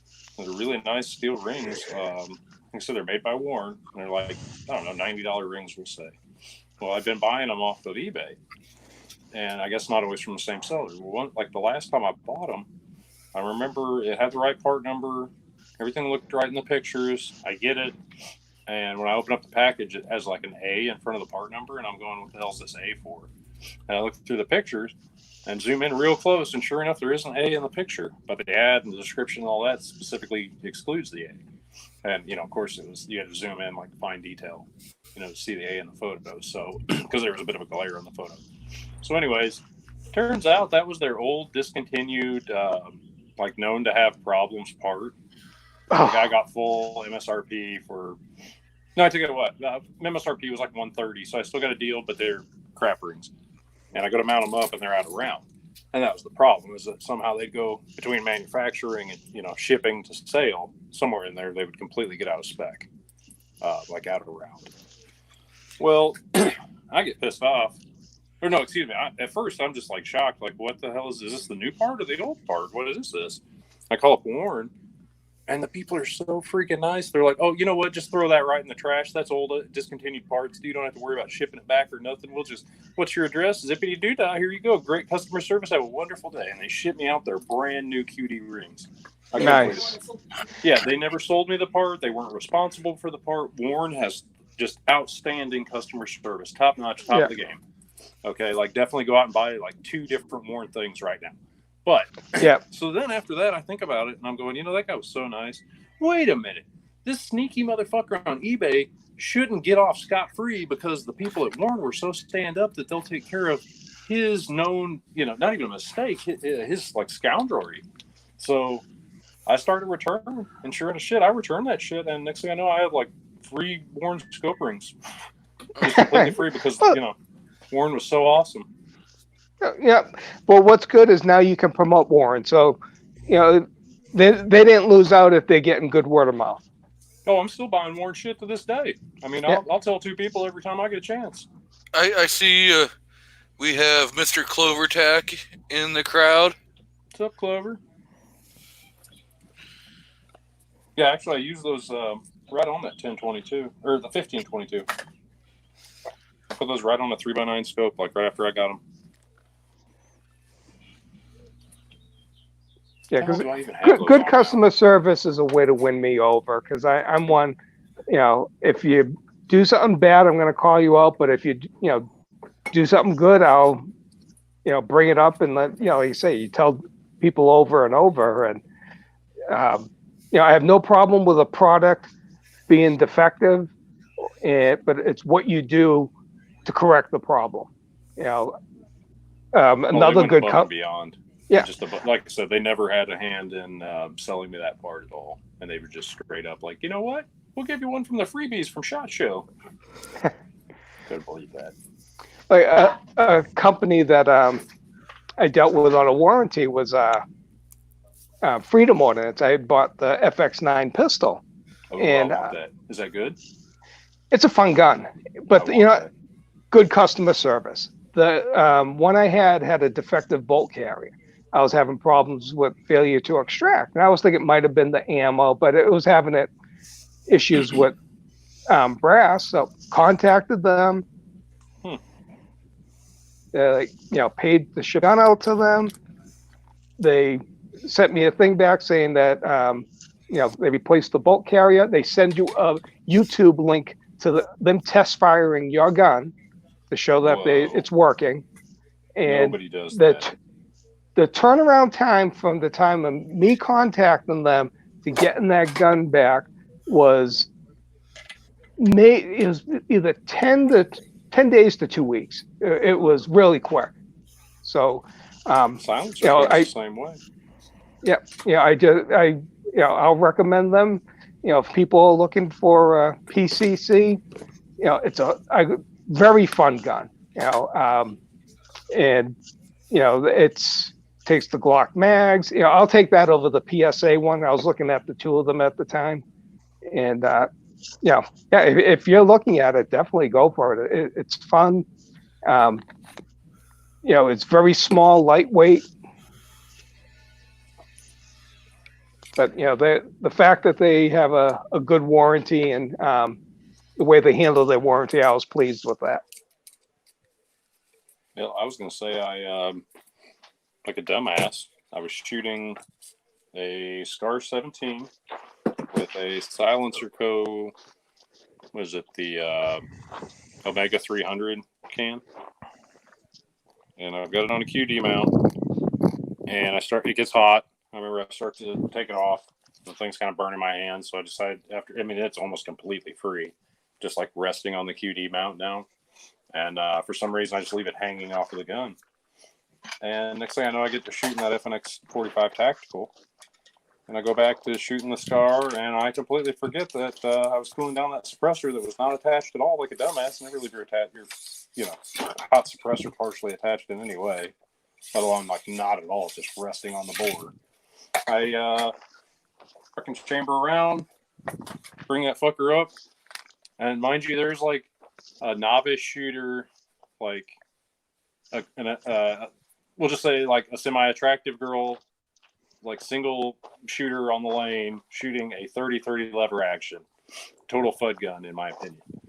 And I'm over here shooting the super tactical gun, and then it's like, instead of this little suppressed Hollywood quiet, Scar, it's like the loudest explosion you've ever heard as my can just sails down range like a fucking rifle grenade. And I'm completely shocked and just almost beside myself because, I love guns. And, luckily the guys that worked the gun store were like, they were total heroes, and they, I didn't even have the tax stamp back for that can yet. They were like giving me visitation rights. Yeah, my gun range that has sales does that. Yeah, I had that can back in their store within like 10 business days, honestly, or something like that. It may not have even been 10 business days, but it may have been 10 actual days. And it was already shipped like Missouri to Utah and back. And like totally rebuilt as a brand new can where I was like, no scarring or anything. Huh, I mean, nice. It had baffle strikes. It was pretty bad. The joys of being a dumbass. But at least I can learn from my mistakes, and I'm good about admitting my mistakes. I don't, dumbass or not, I don't see the need to hide that when somebody else maybe can learn from my mistake. Hey, another company that I had a good experience with item was KCI. I had a 50 round Glock mag, and it was 9mm, you said? 9mm, and I was using it actually in the FX9. Well, I was using that'd be that. a sweet setup if it worked. Yeah, it was. It's fun, and I was using that cheap that steel case USA Ford shit. Oh god, Winchester, that shit is so garbage. Oh, it's like oxidized new in the box. Yeah, exactly. And one of the rounds had kind of like blew up in the thing. Didn't damage the FX9, but it blew out the top of the mag. So, it was busted. I'm like, fuck. I'm up, $55 or $50.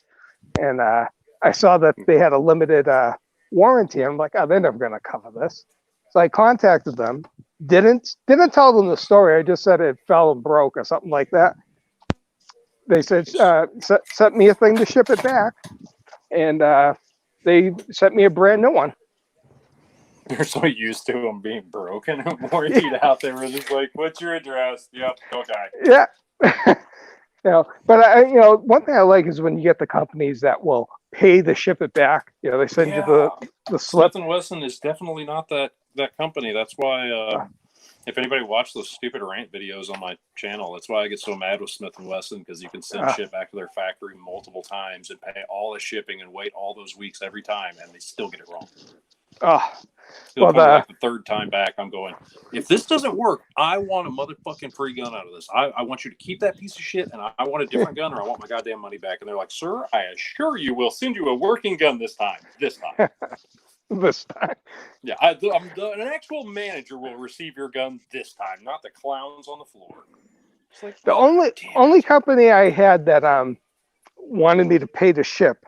They wanted me to pay to ship it to them and then also give money to ship it back. No, Smith & Wesson will at least ship it back to you. Yeah, but this is for some cheap flip-up sites. Right. Fucking Smith & Wesson. If you have to pay for the repair, I forgot, you have to pay return shipping as well, because I had to pay for the repair on that barrel. That's why it was so damn high. This company, Trinity Force, for flip-up sites, they say, we have a lifetime warranty. I'm like, oh, great, so I had one with a screw walked out, and manufacturer defect. Yeah, and because I hardly ever used them, and so I look at the thing and it says you got to pay to ship it to them, and then they want like $10 for the shipping back. Well, it's a $25 set of sites. I mean, I'll instead of spending $20 in shipping, I'll just buy a better pair of sites. Put that money towards that. So I've had a similar experience with it was like a cheap BCA or I don't know, some budget ass crap brand that I'd never recommend, Optic, and like the adjustment broke. We'll say the adjustment screw actually broke off and became loose. So say like whatever the wire inside that tensions, for example, got loose. I just snapped. Well, I call them up, how much will it cost to ship this back and have it repaired? And literally the rep just kind of giggles and says, yeah, just chuck that in the garbage. It'd be cheaper to buy a new one. Like, we don't actually repair those here. We just throw them away and sell you a new one. Really? How much do they go for? And how much would it be? He's like, well, I can't even price how much it would be to repair. But we don't. Like, that was just literally it. We just throw them away. Oh, it might have been NC Star. I think it was an NC Star, and it was like their knockoff ACOG. That's what it was. And it broke on a 22, on that 1522 I was talking about. So. Yeah, I think other people have commented that, NC Star stuff usually shit. The only thing I've had that actually worked, it was NC Star, and even that is kind of questionable because I think it bent a little bit, is the sight pusher for the AK. Oh, okay. Yeah. Is that the one that everyone always says on Amazon's pretty good and it's not that expensive? Right, but you really should step up to the, I can't think of the name of it. There's the even better one that Rob Ski recommends. It's like $30 and it's silver. We have Ghost Magnomatic. Tactical. Mr. Ghost Tactical in the house. What's up, Ghosty with the mosty? Oh, man, thank you for your service. Just put that out there. Well, I'm going to bump on out. I think we're going to get ready to get some dinner. It's a pleasure talking with everyone, and hopefully the rest of the weekend goes good. Party up in Yankees chat, guys.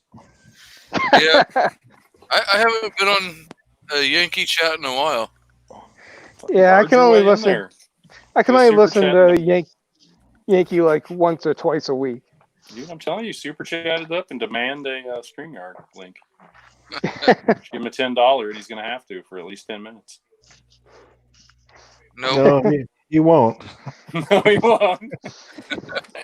He will buy himself another, Beretta?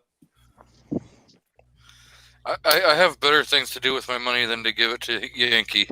Yeah, I'll give you that. I mean, for the like handgun for heroes or TYM Triple P, I would probably donate to that. But I have last thing I donated to was I think is Guns for Tots around Christmas time. That was, and we had probably only donated like $5 to that. I couldn't donate more at the time, or I would have. But yeah, I used to do like $35 a month on Patreon for YouTube, and at some point I realized, what the hell am I doing here? Not that I don't want to support people on YouTube, but I literally took that money and put it into a yearly membership for a gun range for like unlimited range time there. So that way I've got my own private range, as well as I've got a gun club that I can go to, and I get 10% off of shit in their stores. So, kind of a win-win, because I like to go in there and shoot, 22 for like, say, 6 hours straight. Some days that's what I do.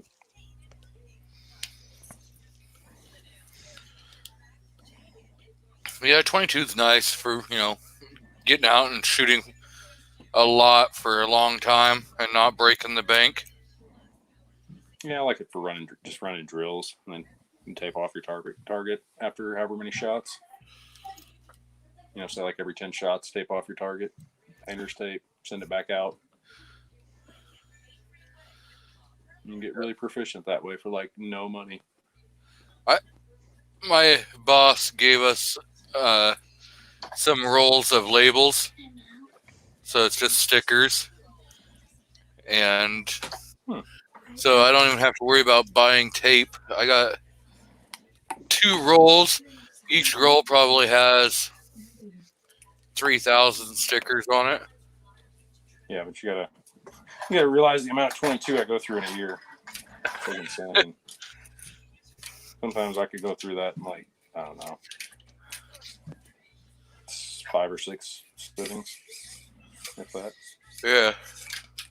I mean, just 22 is so cheap, or was. Right now, nothing's cheap right now. We still have 22 around where I'm at, and it's still pretty darn cheap.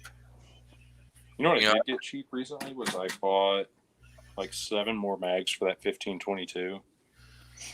They're 25 round mags, and I already had. What did I have? Well, regardless, and so now I'm close to having like over 400 rounds loaded, like in one sitting, which is just, it's perfect for something like that, because you got $20 worth of ammo, and you can be out there for quite a while before you got to reload. And you just go back inside and hang out, reload, come back out later on, finish off your 1,000 rounds.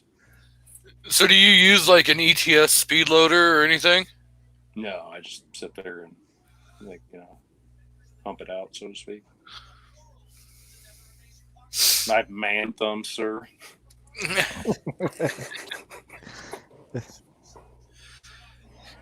Hey, those speed loaders are nice for, it takes like 2 seconds to fully load your mag and you're ready to go again.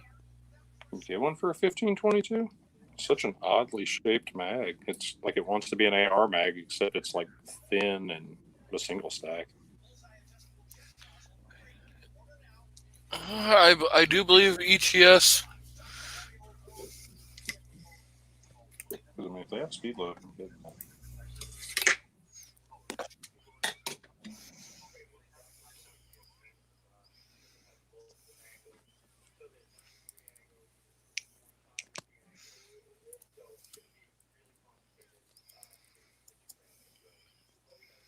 I forgot to say on this freaking 10-22 that I've been droning on and on about, I've got iron sights on it, so it's pretty much set up like an A2. Like it's got fixed iron sights on it. I love it. So yeah, just imagine fixed iron sights on the old school quad rail and the M4 stock on a 16-inch barrel. Got a little Magpul vert grip on it, and here's a funny story. So I went to put a Magpul pistol grip on it, and instead, because I was going to replace the Hogue like overmold, finger grip, whatever finger groove grip that I got, I really don't care for the look of it. Works okay. But I was going to replace it with a Magpul. You know what I mean? I wanted to pretty much match the vertical grip up front, and it turns out that for some reason they won't actually fit because of the beaver tail on the pistol grip. Like it won't match the AR lower for the 1522.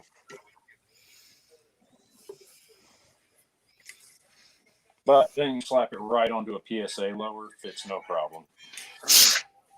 Like, come on, Smith & Wesson. Show me an AR trainer that actually technically isn't close enough to fit all your AR parts. And here's the worst part of that story. Smith & Wesson sells a Magpul edition of the 1522 with that exact pistol grip on it with the beaver tail that I'm talking about. And Mr. Gunzinger even has a video of it. Not pointing this specifically out, but you can see it in his video. He like tries to kind of conceal it a little bit, I felt. But yeah, it's got this huge gap between the lower and that beaver tail. It just looks like total garbage. Like a $25, nothing like a $25 grip that don't even fit your rifle. Well, Caldwell has a one for a 22 long rifle reloader. Rimfire rotary magazine. The thing is, the Smith & Wesson aren't that hard to load because, well, I've kind of got a speed loader tool where it's like this T-handle, but the factory Smith & Wesson 1522 mags actually come with like, I don't want to call it thumb assist, but some kind of like a hand assist where you can, you know what I mean, lower the follower with these little buttons on either side of the mag, kind of like the Rugers. Like the Glock. I was going to say like the 2245. Mark, you know, like the Mark series of Rugers. Here you go. Have it too, where it's just an assist on either side. There you go. Oh, that's interesting. Yeah, but see, I think all that's doing is just grabbing onto that assist that I was talking about. So in essence, you're just paying for something to grip your assist. I already have hands, sir. I don't want to pay. How much is that? $12. I already have hands and thumbs. Thank you. Now, if you had bad hand strength or something like that, but I don't. I'm a welder. I have like fucking crab claw grip strength. Where, you know, I work for a living. God damn it. Yeah, that's all it is. It's just a way you can get extra leverage. Yeah, but see, you really don't need that because it's not hard to load. It's just time consuming it, you know. Yeah. Anyway, but so I've got some maybe Black Dog mags. I can't remember what. No, Plinker Tactical made them. That's who it was, and they're since discontinued. I should have bought one more when they blew out. They're 35 round mags. The bolt hold open follower, like the little nipple or whatever you call that, the part that the doohickey, as Yankee would put it, that part breaks off, but the gun will still actually work without it. As well as the magazine will run just fine. It just won't bolt hold open anymore. And when you go to load, because what happens is that T-handle loader assister I was talking about, after you've loaded like say 10 or more shots into the gun, it actually becomes kind of a pain to load. So you need that T-handle to push down on the back of the follower, like through the top of the mag, you know, through the feed lips downwards. And undoubtedly that pressure is just, once you get down to like 35 on an old follower, it's like that's how you end up snapping that piece off. Well, Mr. Ghost Tactical, that sucks that it didn't fit your battle rifle. He bought some grips that had the, I think, EGA on them. And it didn't fit his battle rifle, so he had to put it onto another rifle. Was that first world problems there, Ghosty? It didn't fit this battle rifle, so god damn it, I had to put on a different battle rifle. Fuck me. Oh, yes. We're back out of the third world country. Oregon now is back to you just sit in your vehicle, you hand your debit, credit card out the window, they fill your car full. You don't even have to get back out of your car anymore. I mean, we were in a problem for a while where we had to actually get out and swipe our card and then sit back in the car while they filled it for us. Can you just pay pass with your phone? Yes. That way, like less germs.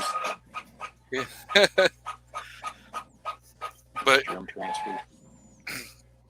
yeah, so we've stepped back out of the third world country that we had been in, and now we're back to being. Hell, Yeah. once we got toilet paper back in stock, I feel like we were out of third world. We never lost toilet paper. It was pretty scarce around here. We didn't actually run out because I was one of those people. It was like if I saw it, I made sure that we had some on hand.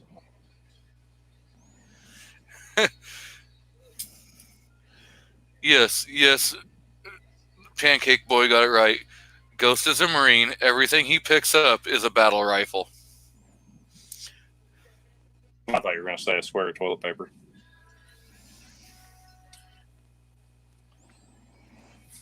No, nobody got that. The one square of toilet paper. I'm sure Ghost is over there just rolling.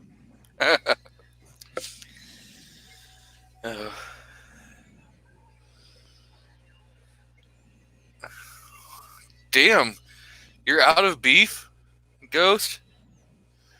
I'm pretty sure if you email Snob, he'll get you some. Are you close to never enough ammo? Because he told me privately that he has like 50 pounds. Oh, 50 pounds, that's like a week at max. Jesus Christ. You gotta start eating more McChickens from McDonald's, dude, for $1. Yeah. Our Costco has beef. Then we have local butchers that have beef. It don't matter. We got. Luckily, an awesome YouTuber, Fun with Guns, was telling me that there was not only going to be a meat shortage in the U.S., he was also telling me about a CO2 shortage that was used for refrigeration and meat processing in general. There's a shortage of that. And he was warning me that like prices were bound to go up and we were going to start seeing shortages and outages. Yeah. I got my shit together and luckily just in time got like, I don't know, 15 pounds of ground beef, we'll say frozen, and a few other meats, and then I vacuum sealed all that shit to be frozen at like 0 degrees. Mm-hmm.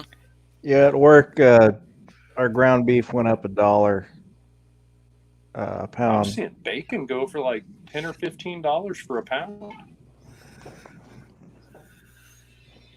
Yeah, that's what I did.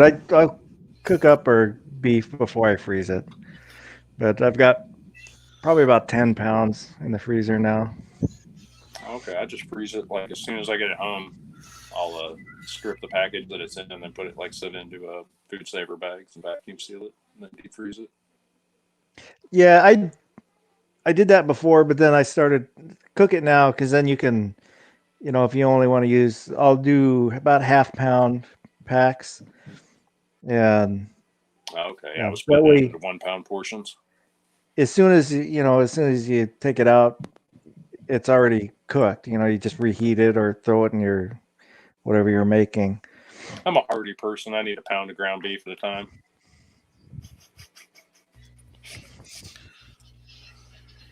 We're making spaghetti. We're gonna need a pound of ground beef. Does anyone watch? What's it? Terribly Tactical.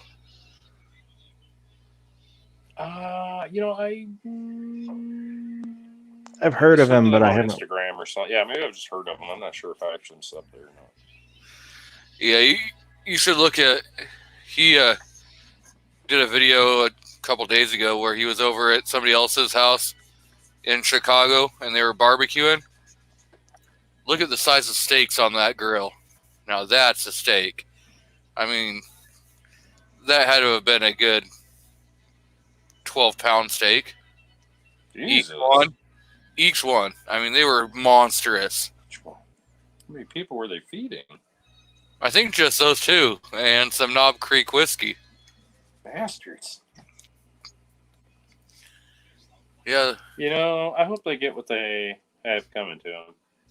I'm just catching all they can do. I hope it was a good meal. I hope they saved some for later, as the mother of Augustus would have said. Save some for later. Yeah, I know Snob was saying, I think last night, that she had steers, for to be slaughtered, but no one's ever contacted him to buy them. You know, I live in fucking Missouri, in the countryside, where I'm going, why the hell did we not buy that extra freezer like last year and have, there's so many farmers around me. I'm such a people person. I could have easily set it up where it's like, cool, every spring or, whatever time frame that farmer wants, we buy like half a cow at a time. Yep. I get such a price break on that. That's what my ex-brother-in-law used to do. That he'd get a side of beef every year, and the butcher would cut it all up for him.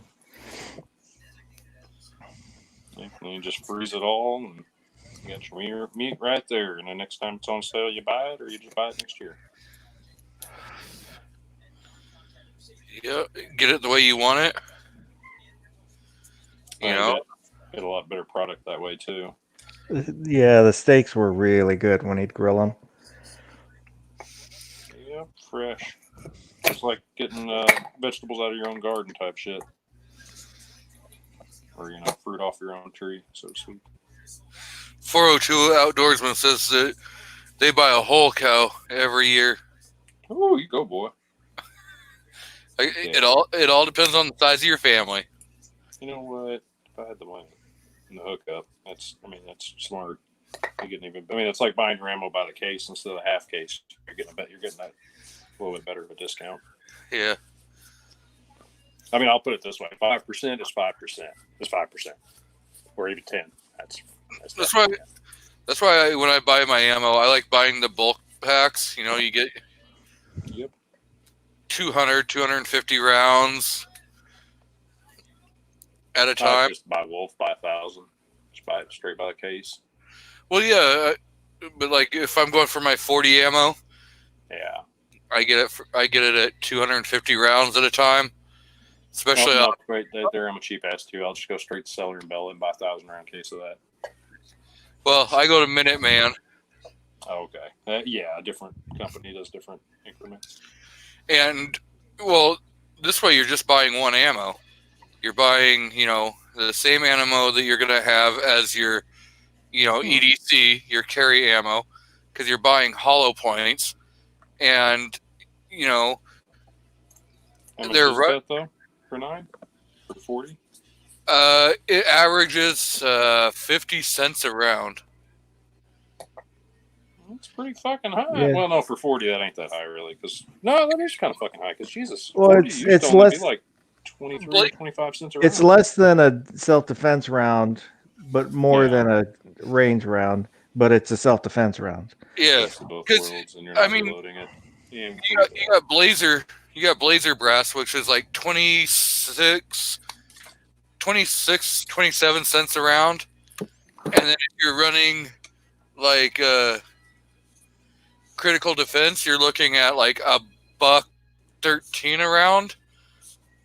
So I'm different. I only need a couple hundred rounds of defensive ammo, and then the rest I'd rather just stock like thousands of rounds of just crap ammo so that I can just blast it off the range and not care. Oh, don't get me wrong. I have a bunch of Blazer Brass and some other 40 ammo that I've picked up, that was on sale. But for the most part, yeah, it's, running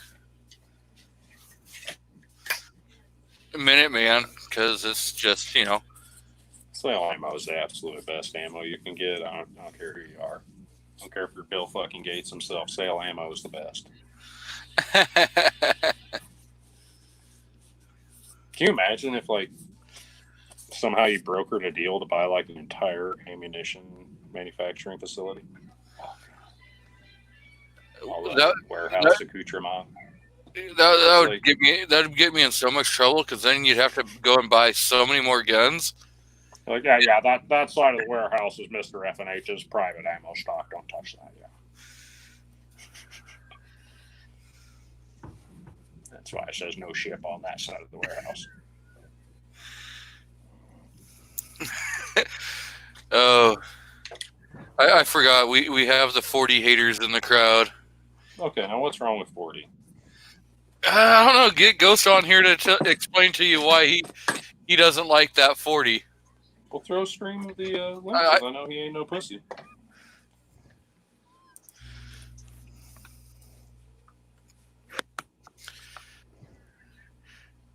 But yeah, I we've know tried. he is not the type to stand in front of the 40 cal and be like, "Go on, do it. I ain't gonna do nothing. Fuck a 40 cal. You ain't got nothing on this." Just puffing his chest out and just doing the Superman. Yeah, he's saying everybody has the right to be wrong at times. So he made because they made the 41 argument. Got it. Yeah. Because they don't do a 39 or a 41. Well, they do a 41 though. 41 mag. It's like, yeah, I'd just rather go up to 10 mil. Oh, here we go. We got Mr. Ghost Tactical in the house. You know, like when I hear someone call me a pussy, I mean, it's just the way it goes sometimes, you know.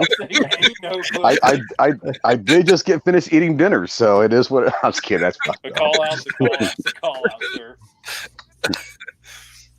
But no, I've got a few minutes. Just got done eating, so I figure I'd jump on for a few minutes. Hey, well, welcome. Oh, you know that, right? Family show, guys. Sorry.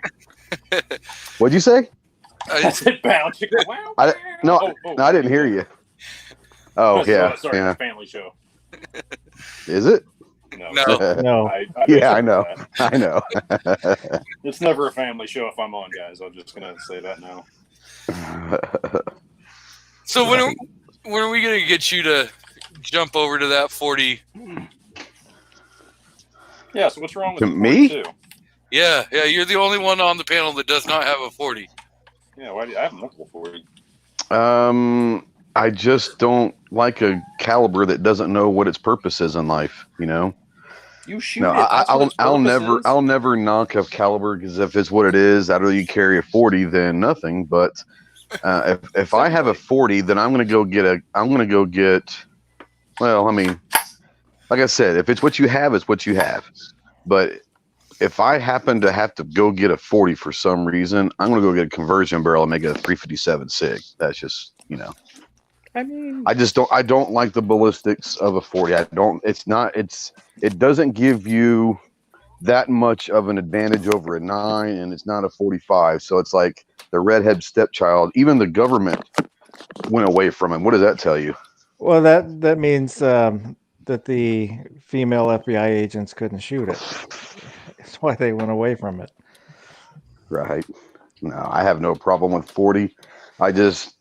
I like to run the same ammo in all my guns. And people ask me all the time, why do I like 9 so much? Honest to God, the reason why is I learned to shoot handguns on 9mm. So I just kind of been a 9 guy my whole life, you know? that'll do it. So, I was not a 40. Oh, go ahead. Mr. Ghost, can you see the screen? Holy hell, he calls me Mister. I'm not that old, bro. Yeah, I can see that screen. Yeah. 150 grain running 1,200 feet per second. Yeah. Coming out of a 40. Yeah. Nice hollow point. Yeah, that might bounce off me a little bit. You know, it might bounce off you. That weak ass shit. Well, I mean, I feel like, he's a Marine, so. like Dikembe Mutombo, just like start waving the finger. Get that shit out of here. Not in my house. So I was a 40 owner before Sandy Hook, but I wasn't the hugest fan. But then after seeing like the shelves be bare and that like one of the only things you could get at the time. Yeah. You know, that's I don't know. I don't want to make that as my only argument for owning a 40, but honestly, that's an argument for it. That it's like, you know. Well, it's a legitimate one. We had in my local gun shop here. You know, it's about 3 weeks ago or so when like ammo was just you couldn't find it anywhere. You know, and he said it might be 4 months before he gets 9mm or 22 or 223 in. But he had a whole. Yeah, the prices are just scary. Yeah, he had a whole shelf of 40. I'm he literally. I'm seeing CCI 9mm, that Blazer cases that Blazer have been on brass sale forever for like 170. Yeah, about I love 160, Blazer brass. 180 ship. That shit is ballooned up to 310 plus like another $10 to ship it. Yeah. Yeah. I mean, you can literally buy 45 cheaper. Yeah. So I'm looking at 357 SIG, 115 grain, jacketed hollow point at 1,475. Right. So that 150 pill traveling at 1200 will do a pretty darn good job. Absolutely, it will. Or, No or Here's the doubt. thing. you can go with It's a that. 22. You can go with that 135 grain, and really, get it screaming. I mean, even if it's a 22 with proper shot placement, for one, your target's absolutely going to,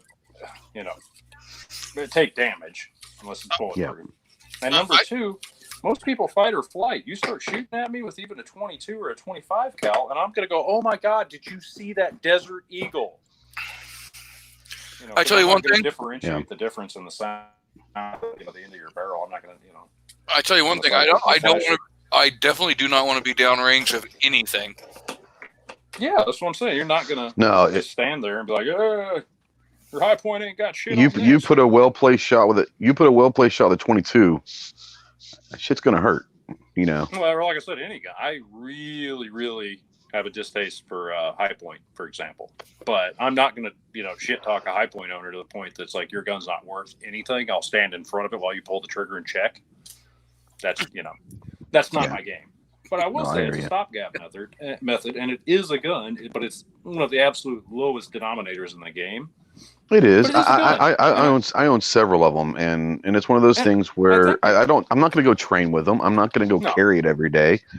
But I'll say this: it will run. It will run, and it'll pretty much eat anything you feed through it.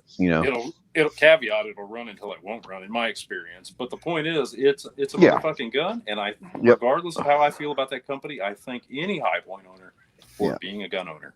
Am I going to go through like a 2,500 round meltdown with it? I'm not going to go 2,500 round meltdown with one. I just had bad experience. I owned 4 at one time. I was the guy that I've been around long enough that I could have bought a South African Colt turn-in AR-15 at the time. Yeah.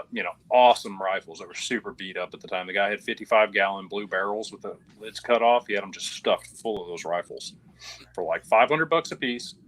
And I turned that. And then there was another guy that had all AKs for like $500 a piece. And I remember I turned those down, and I was like, really? I'm going to go home with 4 different high points. And I bought the High Point 995 carbine. I had the JCP 40. I had their shitty little 9mm and their piece of crap 380. No, the 380 was good, and the 9 was not a piece of shit. It was the 40 and the 995. There you go. I'm just saying. There you go. No, the 40 slide actually cracked, and not where you think it cracked. It cracked where the safety notch is, and that safety notch is, of course, the same one that you have to use to lock your pistol open, so you can use the punch on it to get the thing apart. Well, so now it was like egg-shaped, and it would no longer hold the slide open. It would just slam shut. Oh wow! Yeah, and all. So I want to go back and hear about the AKs for 500. Do you know what kind they were? It was like your old stuff back then, your Wassers, just typical, just stuff. How it was. That things come and go into favor, and it was the stuff that was out of favor at the time. But right now, that would be a terrific deal. $500 Wasser, even if it was like the old Gen 1 Wasser. Hell yeah! Candid sights. Hell yeah! Yeah, I mean, like I said, they had good stuff. Beat up Colt 6920 for $500 ain't nothing to sneeze at. But at the time, it was, because the guy had barrels full. Think of like an old lady with umbrellas stuffed into like a milk jug. That's what it looked like. It just almost disgusting if it hadn't been so attractive. Like an orgy of black rifles. Talk about can't tell where one ends and the other begins. You had me at orgy. Dude, it's just so many black rifles in one place. But those days are gone. Where, like I said, there was a guy at the gun shows. I think he had a big sign that just said AK Man. Yeah, that was all he had. Was his name Brandon Herrera? No. Actually, I think he looked more like he resembled more of the Ghost Tactical. Oh, I feel sorry for that bastard. No, dude, he had all those AKs. I bet he was just dripping in bitches. Nice. Those are the days, man. Those were the days. I think those days are gone at this point. Yeah. I don't even go to gun. Does anybody go to gun shows still? Yeah, I still go to every now and then. Oh, that's right. You go to that. You know, the local Wanamaker, ones is it? here are You pretty. go to that? Well, I go to Wanamaker, yeah, but the local, yeah, I go there at least I would- once a year. I So would you go. know, I've No, gone that's- twice a year, but I can see why you would go to that. that's a whole different animal. that's You, something. you'll find anything there. But like a local gun show, I mean, I'll if I'm driving around like on a Saturday or something, and I see, hey, gun show, I'll stop in to see what's going on. But it's it's the same like any other local gun show. It's just overpriced, people selling their Yeah. own stuff, and it's See, I what used it to be is. that But I'll deal still hunter go. person, and that's why that shit's just fallen out of favor for me. Where I'm like, nah, I'm not. There ain't nothing there for me. Yeah, Everybody wants way too much. yeah. I'll still go, and I mean, like I'll go if I'm around a gun show and it's around, I'll go to it. You know what, $10? I can go spend $10, go to a gun show for an hour, or spend $10 for a cheeseburger. I'd rather go to a gun show, but and you find some good stuff here and there and all that. What I like about the gun shows now is that there are so many people kind of getting into the Kydex game that you can go to a gun show and they can make a holster for you like right there. Oh, really? So that's kind of cool. Oh yeah. No, that is beautiful. I've not witnessed that. I can But, go in there with the you know- FNX 45 tactical and get me a light capable, one of them Streamlight TLR capable holsters, RMR cuts and all that. Yeah. That'd Yeah. be It's, beautiful. I still like going to gun shows. It's just around here. Maybe it's just around here. It's just, it is what it is, Some just seem to have changed over the years, like I said, to where you can get good stuff. And then I think as I grew as a gun owner and became, more knowledgeable about what things actually cost, I began to notice it's like, hey, wait a minute, a 20 round, not even a box, but a 20 round paper package of 7.62 by 54R, not even silver tip, for example, does not cost $20. It's just, or $16. I don't care who you are. I ran into shit like that way too many times to where the people wouldn't budge. And it's like, if I only pay like $3 or $4 for that package, what the hell am I doing paying the $10 entry fee so that I can get, pissed off? Yeah. A lot of the gun shows around here, they will sell, some people have guns, but I would say the vast majority of the gun shows around here aren't even guns anymore. Like it's very hard to find a gun. Most of them are the accessories. All the Sensi Well, candles. most of them are like they're all they're selling like accessories for ARs and stuff.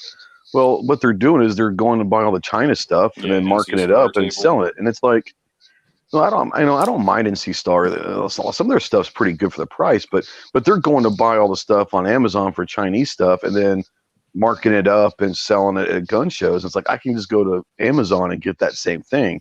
I don't need a pick rail. I don't need whatever, all that stuff. And that's just like the way it is here. You see very few guns anymore, and most of it's just the accessories and a lot of brass for reloaders and stuff like that. Missouri, you get the opposite, where it's not my bag. It's a lot of old hunting rifles, which there's nothing wrong with that, but it's what is by and large all FUD shit. It's all the older generation of gun guys that were lifetime NRA people that they're ready to pass their collection on or recoup their investment or whatever. And right, it's just mainly, it's cool. It's guns at the end of the rainbow, but you got to find that end of the rainbow guy that's interested in that crap today. When America's rifle. Well, I wonder how websites like Gunbroker have affected gun shows, where anyone can sell their guns anytime instead of having to wait for a gun show to do it.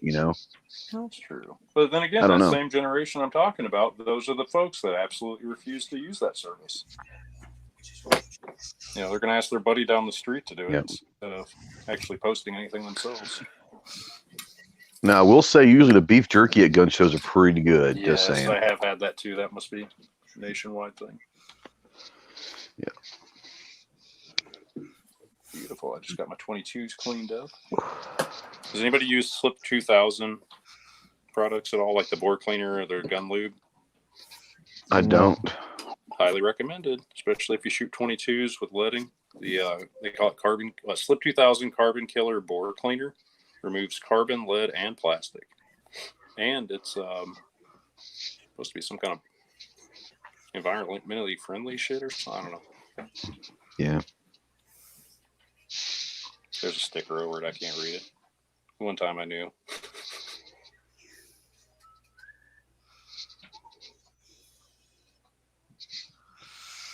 Yep, Mr. Clovertax says he loves his fudge shit. There's nothing wrong with that. Yes, he that's what makes does. America diverse. That's right. We are diverse as a nation of gun owners, and that's what. Yep. I like giving him shit, but he put out a video today as top 5 22 rifles. I noticed And that he did I not- had to. I I had to noticed, make a comment that said, I don't see any AR-22s out there. What the hell? You know, Yeah, he almost threw up, I think, when he read it. I didn't just see. gonna have to make another list. Top 5 AR-22s. I didn't see that he There you put go. a Ruger 1022 on there. I think well, let's see here. Oh man, let's see here. One of them. We could just I pull know up the he video. had. You could. Then you're gonna get copyright struck by him. Probably. He won't do that. He'll actually probably. Yeah, yeah, he would, wouldn't he? Like,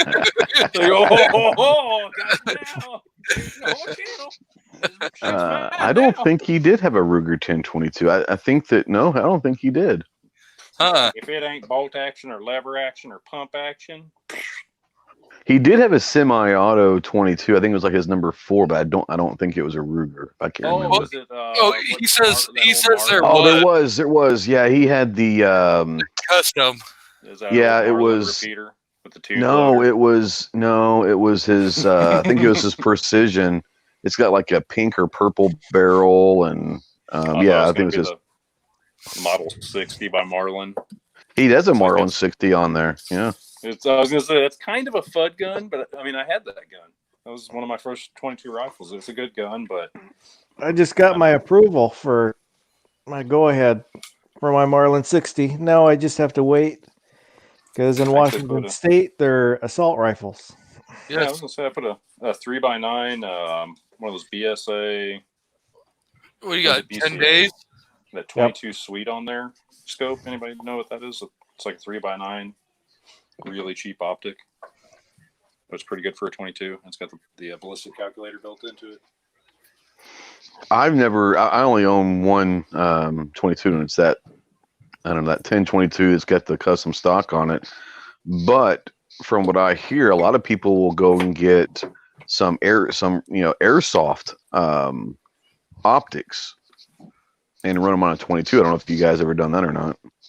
I really wanted, there was a Chinese knockoff of the ACOG for like $70-$80 for like the longest time on eBay, and I desperately wanted to try that. Oh, the old FACOG. I want to say that Sean Ponnery got one of those, the old FACOG. He actually said it worked pretty well.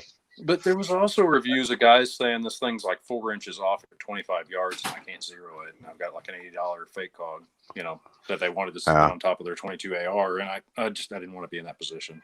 I think Carolina EDC just did a review on a fake ACOG.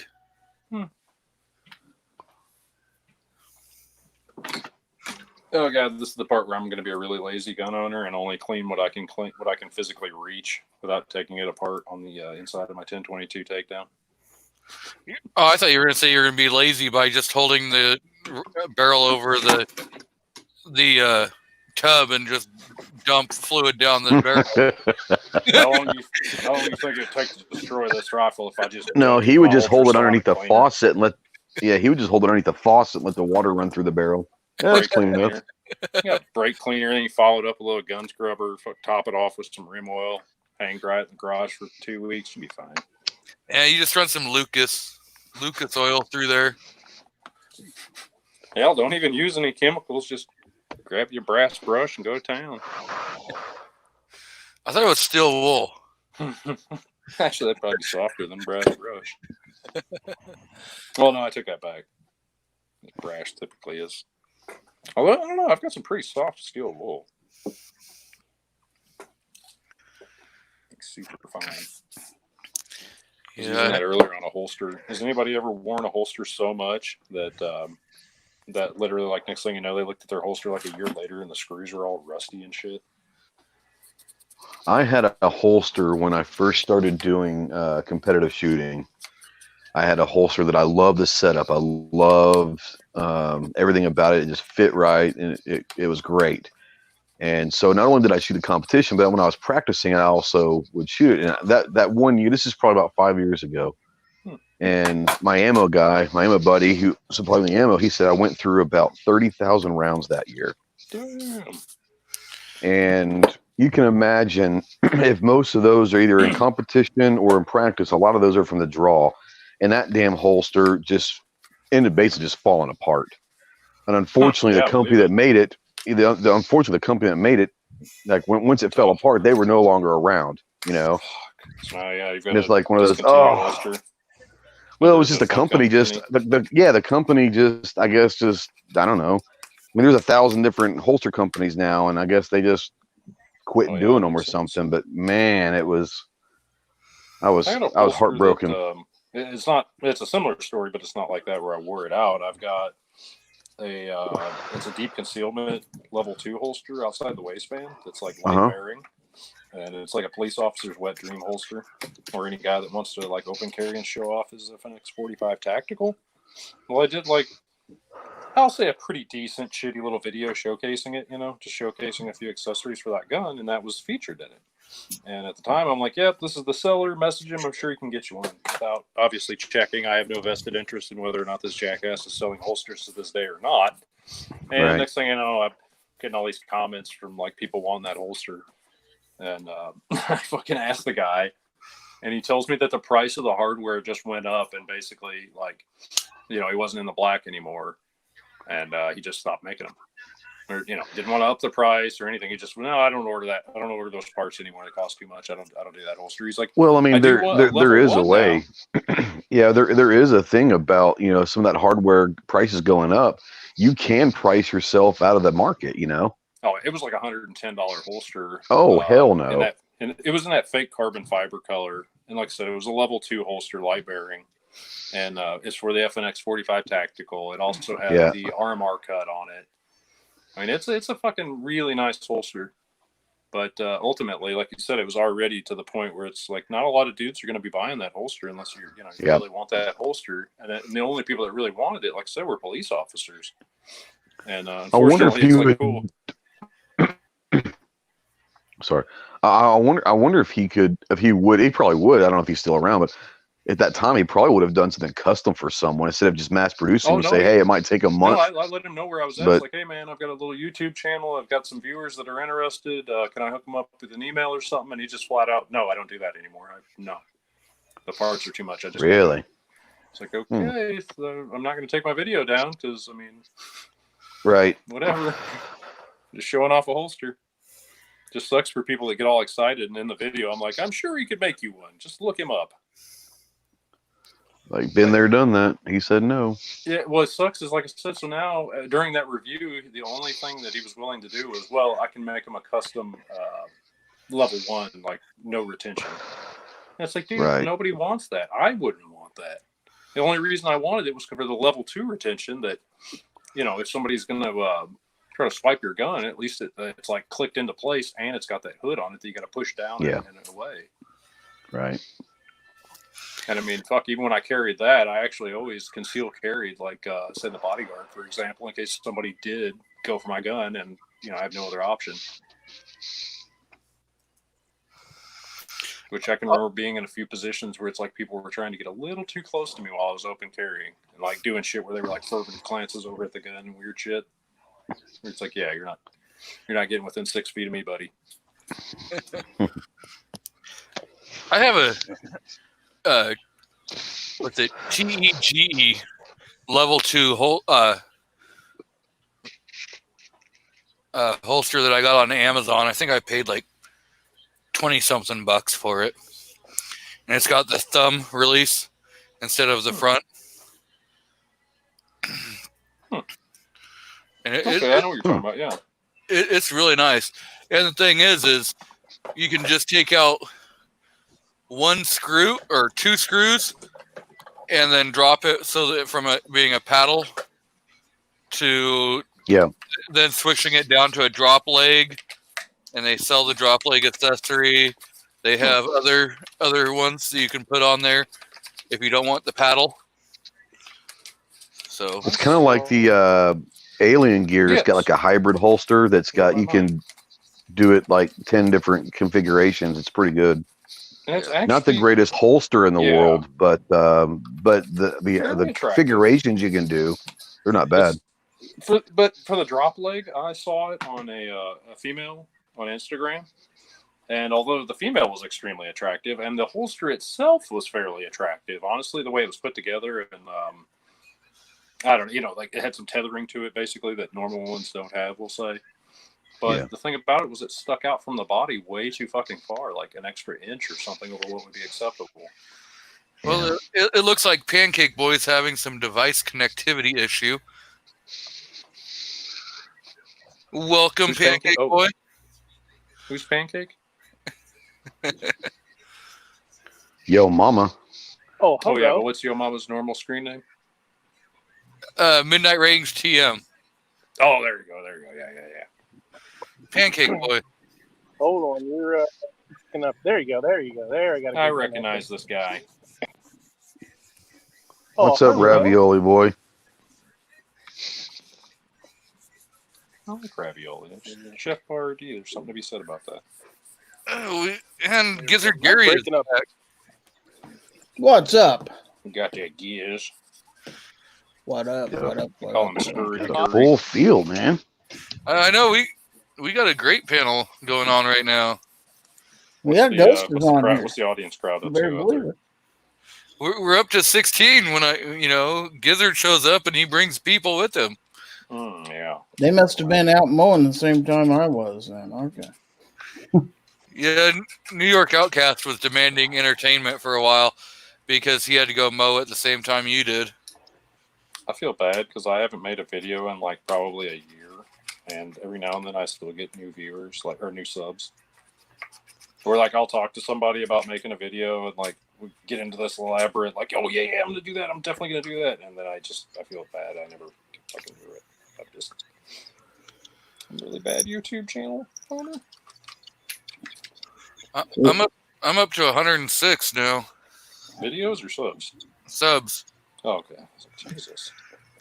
Yeah, just like a same old song and dance. I just really need to fucking. I can remember that point.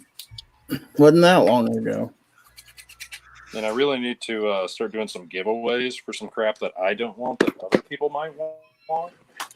Like, you know what I mean? Like, we've all got them. Ammo? Like, Gun? for example, I've got one of those BSA 22 Sweets 3x9x40 scopes with the 22 BDC reticle. And it's not, like I said, nothing wrong with it. Not a bad scope. I've only got like 40 or 45 bucks in it. You'd have to get your own rings. But that's something I feel like it's a decent enough giveaway item that I've had for years and I've not used. I mean, I don't know, I must have bought like 3 of them or more at the time. Maybe I bought 4 at the time, I think, because my neighbor wanted one too. But, you know what I mean? It'd be like a decent item to give away and be like, cool, when I get up to 500 subs, leave a comment and you're entered. Yep. We got. And then at 1,000, find something else to give away and try to reach, you know what I mean, that next goal, like 750 or 1,000 or something. And then eventually get to 1,000 and then be like, cool, I have mobile streaming. We have Mario in the audience. This is one of my newer subs. Came over from Carolina EDC.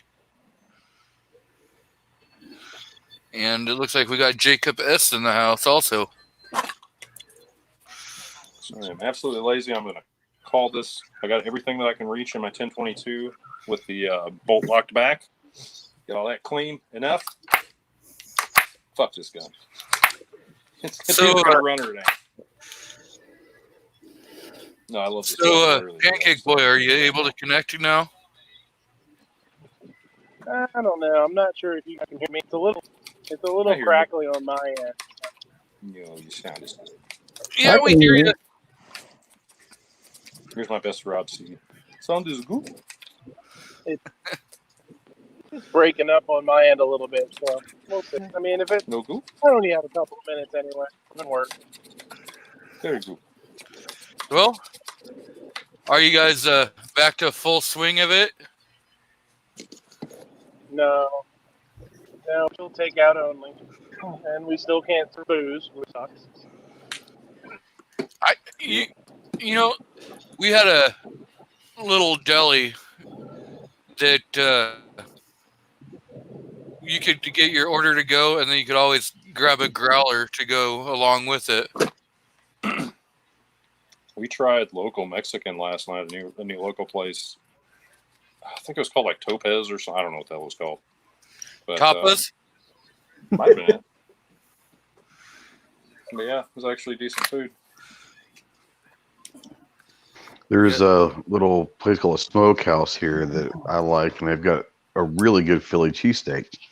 So it was a couple of days ago, I called in an order for Philly cheesesteak and some curly fries for lunch. And I'm like, okay, no problem. And about 2 minutes later, they called me back. And they're like, we're out of Philly beef.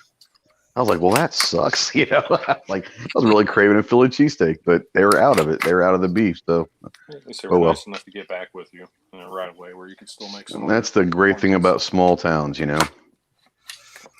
Yep. Yeah, everybody here in my town just goes to McDonald's for lunch. Honestly, I feel bad for all the other small businesses.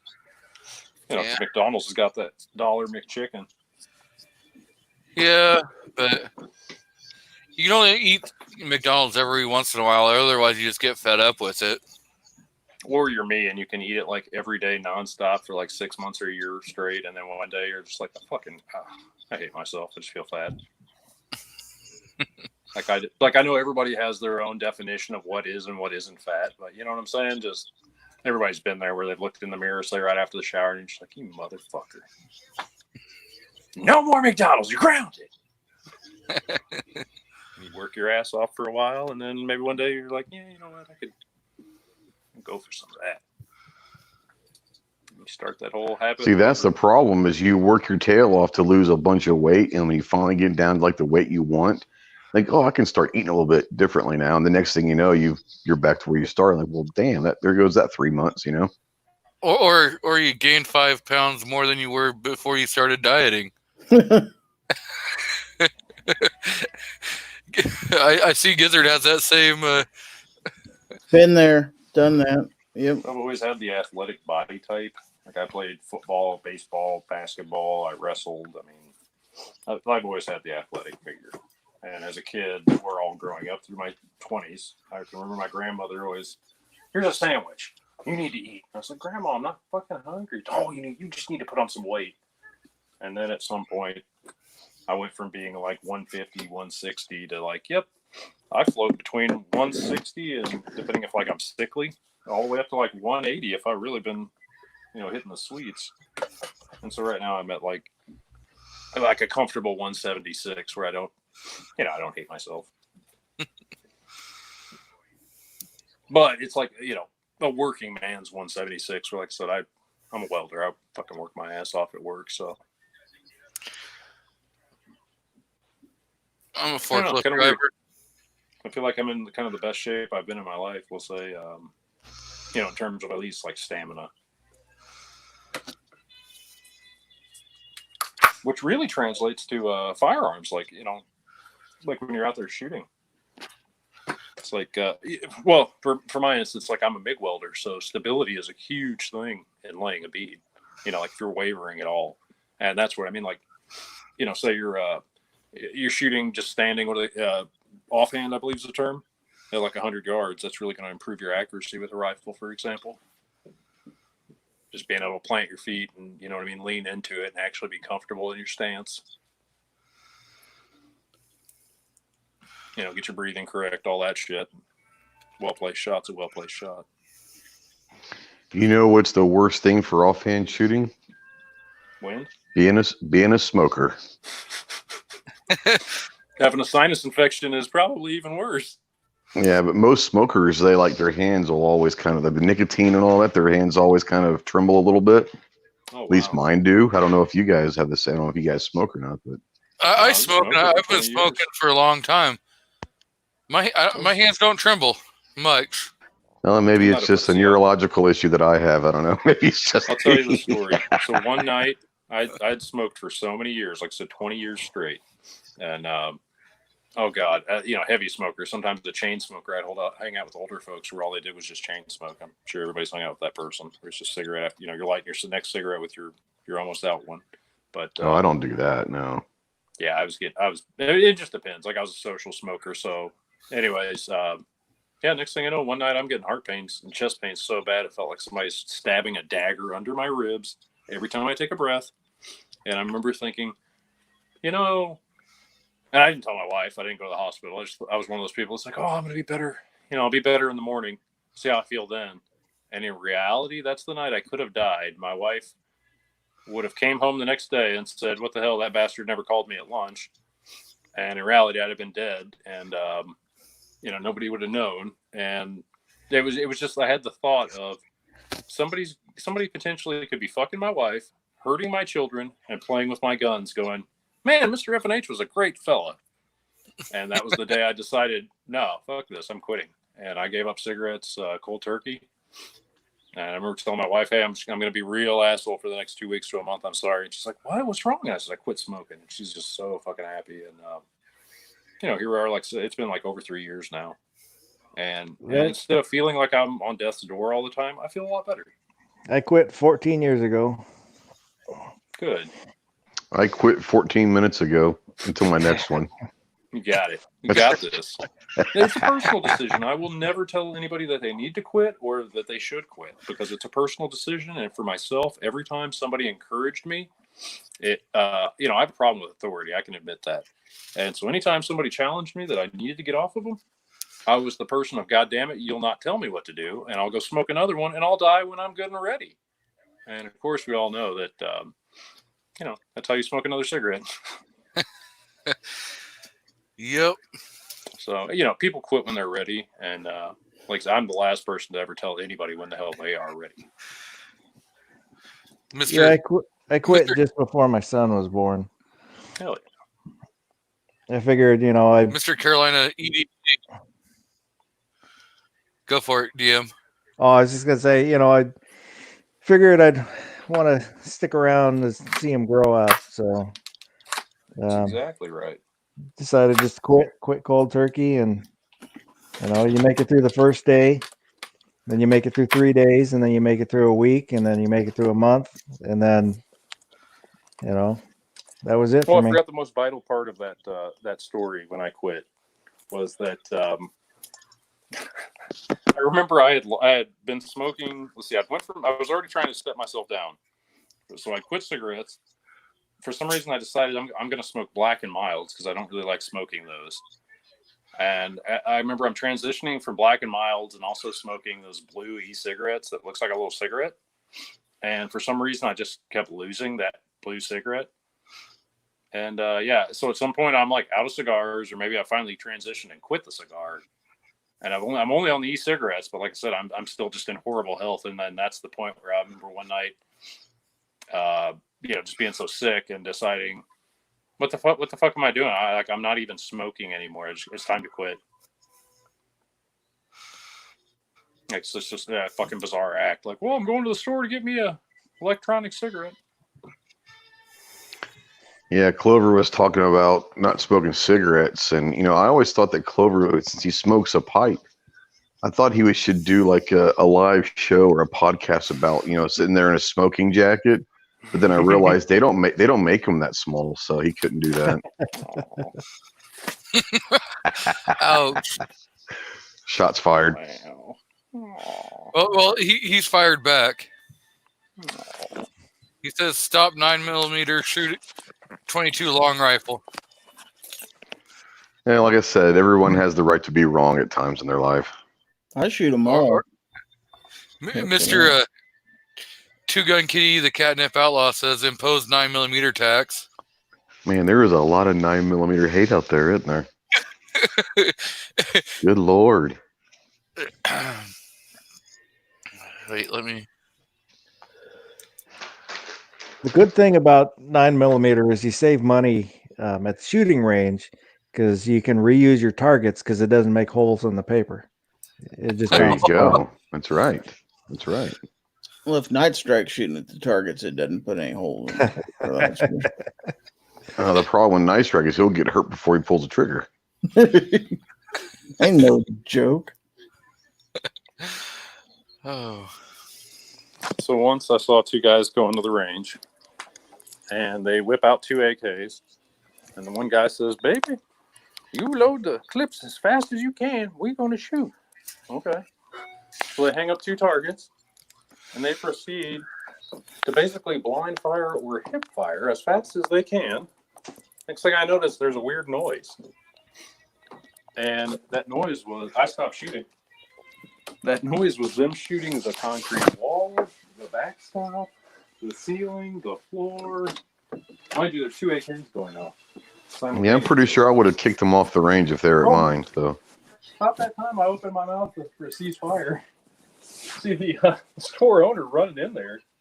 Oh man, he's really professional. He gives them a hell of an ass chewing. He doesn't mind them cutting loose, but you're shooting the everything I just named. And I remember the one guy going, "Damn dog, did you even hit the target?" And I mean, he's up to 40 round mag. The target's at like 7 or 10 yards. How the hell did you miss that? Because you weren't aiming, sir. You don't actually know what the fuck you're doing. You're a danger to yourself.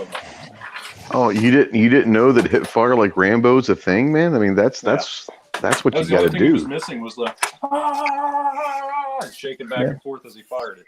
You know, grab the minigun off of the helicopter and hip fire that bastard. You know, If that had been a defensive encounter, we both know I would have smoked those two gentlemen, and that woman would have been stood there in woman shriek. I hip fired my I've hip fired my KSG a couple times. Yeah, I mean, it's But- it's fine when it's for fun. It's just, like I told you, I'm that guy that I like to shoot groups and tape them off. So it's just, next thing you know, when you're going full Rambo next to me, you can't even hit the target. It's such a limited range. Yeah, but with the KSG, you're firing off a 12 gauge, and you're putting. Yes. You can hip fire that and still hit your target. I mean, you may pepper their legs. I mean, you would love 12 think. gauge. I'm just saying, but there are people out there that could not. But you would think you could hit a target with that. Well, okay, yeah, you're probably right. Just like Mr. Rob D earlier in his video, going full gangster and turning his gun sideways and trying to hit the target. If you Yeah, haven't, he did go full gangster on that. That was pretty funny. I mean, the only thing he was missing for the full gangster was to reach down and grab his crotch. That would have gotten him a channel strike. I'm just saying, Probably. Maybe. All he has to do is just say it's a New York thing.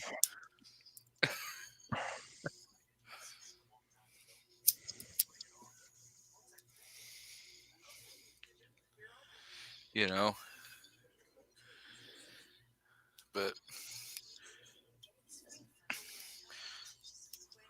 yeah, trying to talk the wife into letting me go buy a new SIG. Which one? I think it's the 226 that's 40 that's interchangeable, where you can interchange the grips. Oh, okay. Yeah.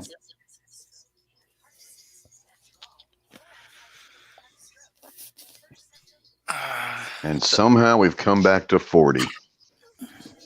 Oh, yeah. And Sig, and Ghost hates Sigs. I don't hate SIGs. I just prefer others other than SIG.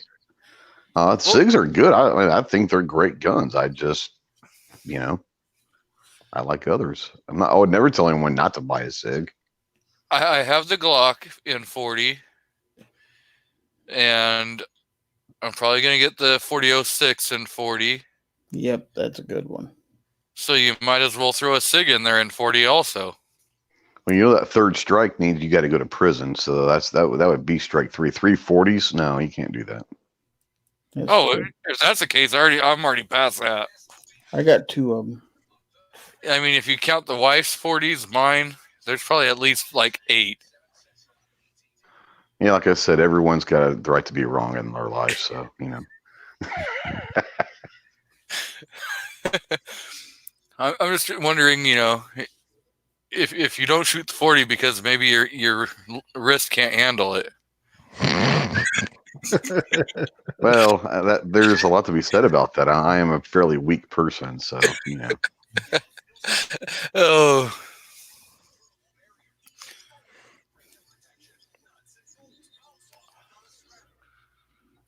Yes. My weak wrists, you know, I had to wear like what are those bowling gloves that will support the wrist, you know? Oh. I think the biggest problem with 40 was they tried to put it in too small of a gun. Sometimes you want 40 in a decent sized gun where you can get a good grip on it. Anything much smaller than a 23 or something like that, you're asking for it. Yeah, what is it? I think it's the 27, which is the even smaller. No way would I ever advise somebody goes that. Well, I mean, there are people. I've actually shot it several times, and I'm not a fan of it. Maybe it's because of the frame, but a lot of people will have the M&P Shield in 40, and that just doesn't make any sense to me. You know, I think that frame is too small for a 40. Yeah.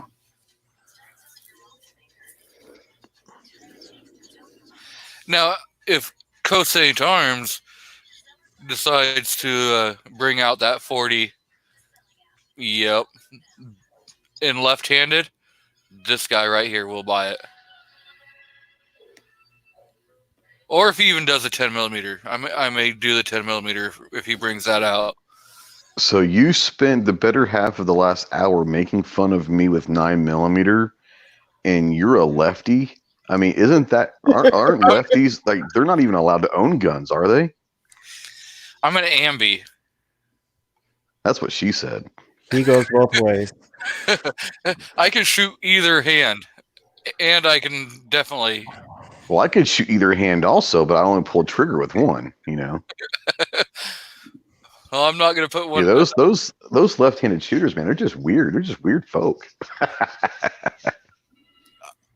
I want a left-handed, you know, so this way I can hold 240s and start shooting 240s at the same time. Good luck with that. I think I might have to do a video with some bowling gloves shooting 22s just for effect. That'd be kind of funny. Supporting my weak wrists. You should do it. And with an AR. I'd have to go find me a bowling glove. They shouldn't be difficult to find at Academy or something. Oh, you could probably find one at a bowling alley dirt cheap. Yeah, our bowling alley closed down here, so you can probably find one on Amazon for like $5. You're probably right. I probably could, but it'd take me like 3.5 months to get over here from China, you know. Well, you know, I'm pretty sure there are probably some already in the country. Make sure you ask that it's from the Wuhan province. Oh, see, I didn't realize that G-Webs corrected me in the 1990s ice cream truck ban. The pork belly of that bill did allow left-handed shooters. I wasn't aware of that. I thought that didn't make it out of committee, but apparently it did.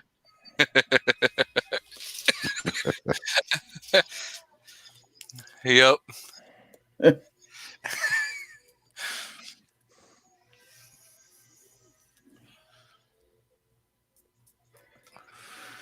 So is anyone else on the panel cross-eye dominant? I am. No. Nope. Yep, sure am. I have a friend that is. Does that mean that my mind wants to be left-handed? Is that what it means? Yes. Oh crap. So you're like Hickok 45, huh? You got to cock your head clear over. You shut your mouth.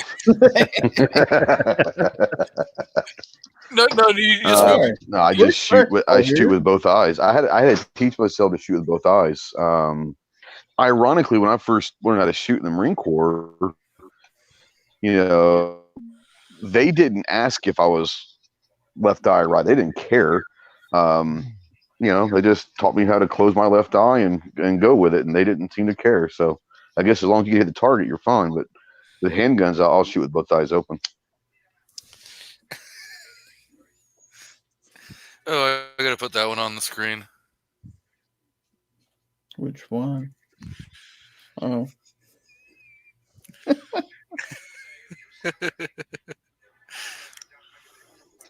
I'm not left-handed though. I'm not left-handed either. So you choose to shoot left-handed? That's even more weird. My God, man. You should be able to shoot with both hands just in case. I can shoot left-handed. I just don't do it on a normal basis. And I've done it at the range just, because you do the opposite hand drill every once in a while. Yeah, there's in most IDPA matches, there's at least one stage where you've got to go weak hand only and stuff like that. So I mean, yeah, I'll shoot when I train. I'll shoot left hand with the AR. Also, I mean, I can shoot. it just feels so weird to me. When I've got a pistol and I'm shooting left-handed, it ends up cocked at about a 45-degree angle because I'm right-eye dominant. So I'm trying to get the sight over where I can see it. And it looks like I'm shooting gangster stuff, but it works. I mean, I can hit the target that way. It doesn't feel right, but it works. Yeah, there's a lot of people, at least in the competitive world, that will, if they're cross-eyed dominant, they'll put a piece of like tape on their sunglasses over their right eye so they can shoot with both eyes open. They're only seeing one picture. I don't know. That'd be weird for me to do that, but some people do it. I've heard about that. I've never actually tried it. I haven't either. It seems like it'd be too weird, but they say that, I mean, it works. So, I mean, I guess if it works for you, go for it, I mean, if you're going to go and put a piece of tape, why not just buy you an eye patch? Ooh, rocking a patch. That would be sweet. I mean, you'd spend the money one time and not have to, go and clean your glass. But I want to be a pirate, The range, you go, arr. Oh. Because, with all that sticky, glue from the tape on your glasses, now you got to go and clean all that off. Well, as cheap as shooting glasses are, you could just have a dedicated pair. Exactly, yeah. That's what I'd do. Oh. Unless you have prescription, then that's not exactly cheap at that point. That's true. Or you nothing cheap about shooting anyway. But. Or you just rock some Oakleys and leave them at the range in Vegas. No, that was Snob, yeah. He was not a happy camper. Well, yeah. 180 with him. 180 to 220 for a new pair of sunglasses. That's what you get for paying that kind of money for a pair of sunglasses, as far as I'm concerned. That's right. You can go buy a High Point for that. He could buy almost 3 Altors for that. He could buy a High Point and ammo for $180. That's right. Now you can't buy back your pride with what's left over, but well, I didn't say pride. My pride left a long time ago. I don't think Snob has pride. I've shot High Points at the range. They're just fine at the range. I wouldn't want to stick one in my belt and carry it as an EDC, but as far as taking it to the range and shooting it, as long as you can be in the range by yourself so you don't shame yourself too bad. See, I picked up a High Point one time at a gun store just to, check it out. And then I was like, oh, no, That's just too cheap. With that weight, you don't feel any recoil whatsoever. I saw a guy take his concealed carry test with a high point. So, There's no problem with that. yep. I could shoot it really well. It's just everybody else in the range can hear that clink, clink, clink every time you shoot. Damn Zamax slide going back and forth. It makes a weird noise. And everybody's staring at you like, is he shooting a high point? Good God. Poor guy. Maybe we should lend him one of our guns. Actually, my son-in-law still has that. It's the big 45. So it's a huge gun. I think it weighs like 5 pounds. Oh, at least. Oh, New York outcast. Mario wants to know where we're all from. My people call it Earth. I don't know. I was a transplant from outer space.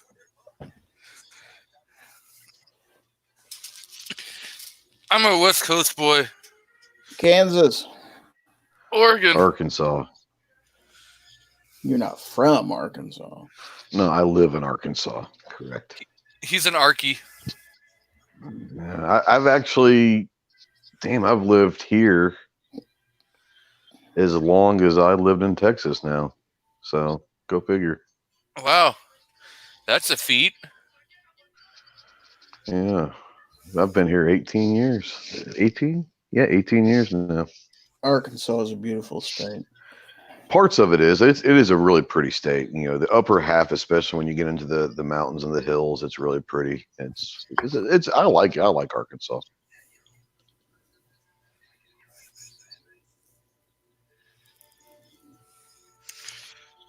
Well, I used to live in South Carolina. I was in Simpsonville, South Carolina, on the Golden Highway off 385.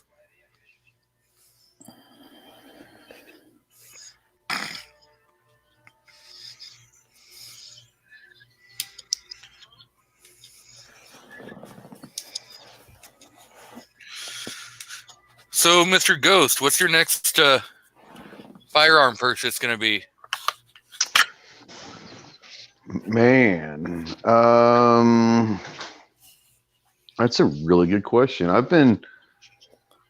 been talking for a year or so now that I'd like to get into long range stuff. So I'm always kind of looking at this, maybe like a Savage 6.5 Creed, something like that. How about that the Riley Defense AK-74 and 5.45 by 39? Well, I don't mind 74s, but I've got AKs. If I want to get either a revolver or a long distance rifle, because that's something I don't have. So I have the Jugs. Does that count as a revolver? Yeah. Technically, yeah. I guess it does. Yeah.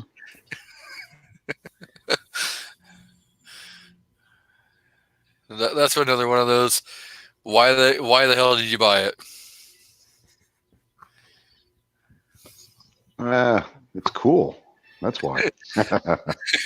Because you tell them because America. Buy what I want. Actually, I didn't even. I was gonna buy it from a coworker, but then he needed some work done on his truck. So I told him that I would do the work for free on his truck if he just gave me the gun. Well, that works.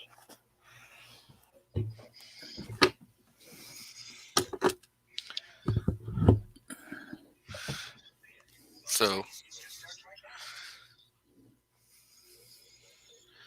and it wasn't even hard work I had to do on his truck. I had to program a bully dog chip in his truck, which took like 4 minutes worth of work. Does he know that? Well, he was I guess quoted. it doesn't matter, does it? Doesn't matter. He was quoted from a shop to install it and program it. They wanted $1,300. Wow. I told him that I would install it and program it for the gun. Sounds like he got a pretty good deal then. Yep. And he got rid of his gun. Ah, Mr. Faust is back.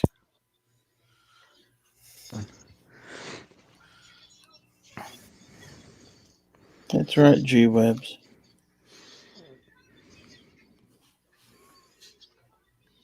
It's like people tell me at work, well, all you do is push buttons. I said, yes, but I'm paid to know which buttons to push and in what order. Isn't it blue, orange, and then red? I think that's right. I don't remember. Or is that the nuclear meltdown code? The only one way to find out, that's try it. Flitz Mr. is out in the chat. Yep. I sent him an email telling him that he won the 100 sub giveaway. So, I was looking for my phone. I was wondering. Congrats on 100 subs, man.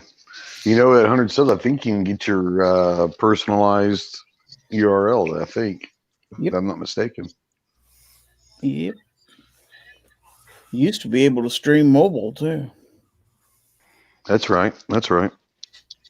Until the infamous day when we were all at Wanamaker, found out that YouTube changed their damn policy. I remember that day. That was an interesting one. Yeah.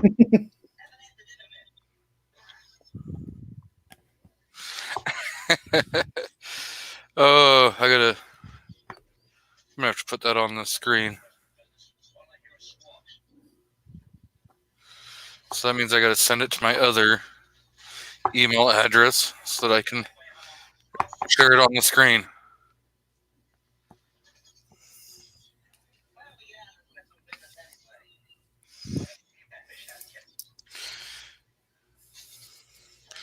Midnight's probably not even out in the audience anymore after he sent me a message like 5 minutes ago that I ignored.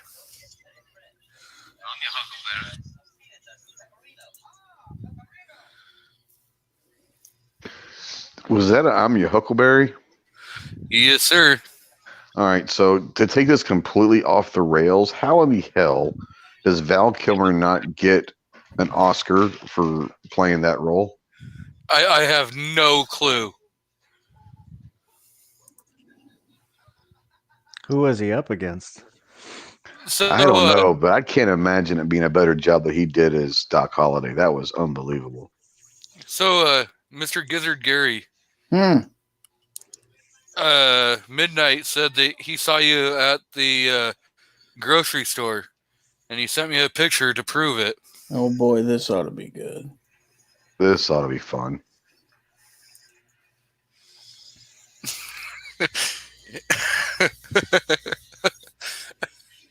Oh, it is on the screen now.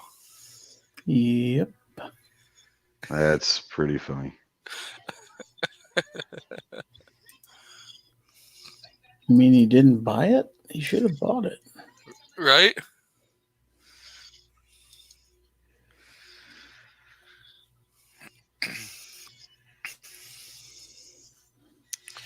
Thank you guys for the congratulations on 100 subs. Next it'll be 203. You know, you could go to 1,000 overnight if you buy them. Some people do that. Actually, what I think I'm going to do is I'm going to do a video saying that I'm dating 32 Icon and tag her in the video.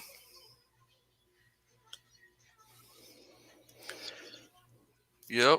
Sometimes you just got to have that one video that takes off. I haven't had that one video. Well, I mean, in like 2 weeks, she went from like no subs to like 200,000 subs, I think.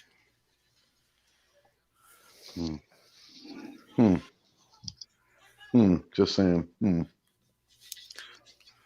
So I figure if I just put out a video saying that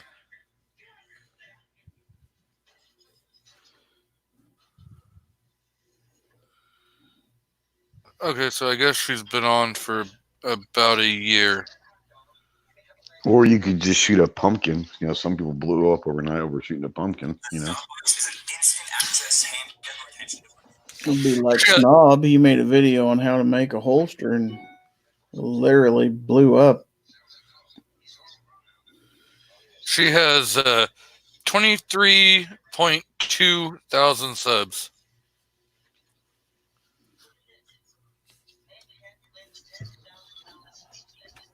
who is it? 32 Icon. I don't know. Who is she?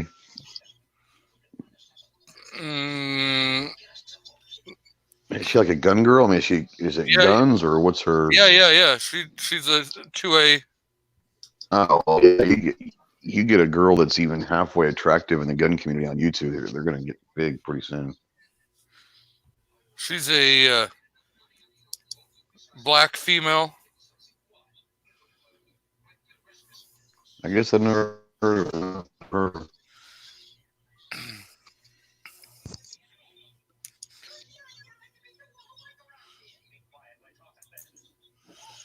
See if I can.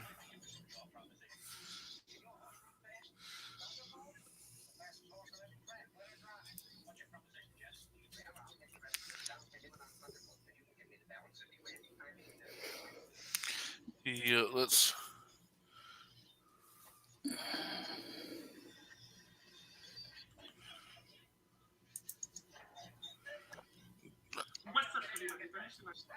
Oh, I do not want to play her video. Hi YouTube. Glad I'm not screen sharing that.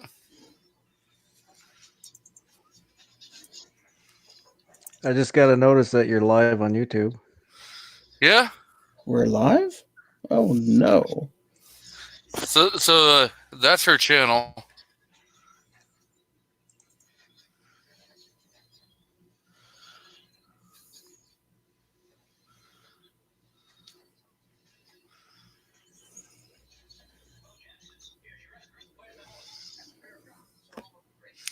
You want to critique that, Mr. Ghost?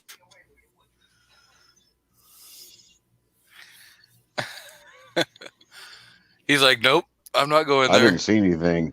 I didn't see anything. It was a black screen for me. I didn't see anything. Oh.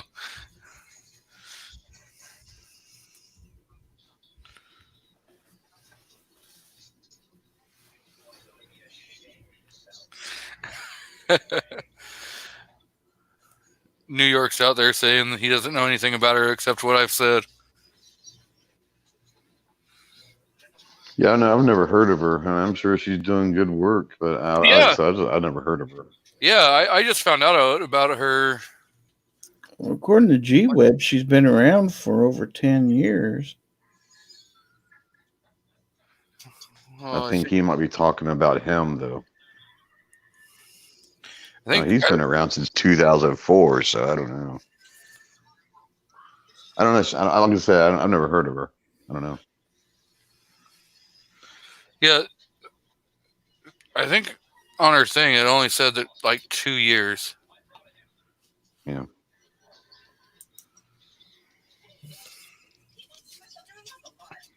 Yep. All it takes is one video to kind of go viral, and you're ready to go.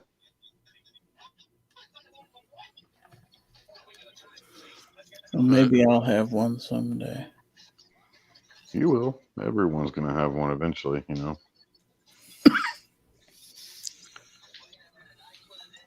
It's kind of like that growth spurt my parents kept telling me I was going to have. I waited and I waited. I'm 60. I'm still waiting on that growth spurt. Yeah, my daughter asked when she was like 13, she said, "Hey, Dad, when did you get your growth spurt?" I said, "Shit, I'm still waiting." At about 8. But how many people get to rappel out of their own vehicles? So I get to have a lot more fun than people. That's true. I was pretty much full grown at 16. Well, I was full grown at 16. I just hadn't grown. Full grown means something different to everybody, bro. I was 5'11" at what? 13. I had a buddy of mine in high school that was the same height as me. At about age 19, he joined the army, went over to Germany for a couple of years. Next time I saw him, he was over 6 foot tall. I'm like, what in the world they do to you over there? They stretched him. I get it. Well, like Scottie Pippen, I don't know if you guys watch basketball, used to watch basketball, but Scottie Pippen grew like 6 inches between his freshman and sophomore year in college. I mean, just in one summer. That's crazy. Yeah. I had a kid I went to school with. He was 13 and 6'3".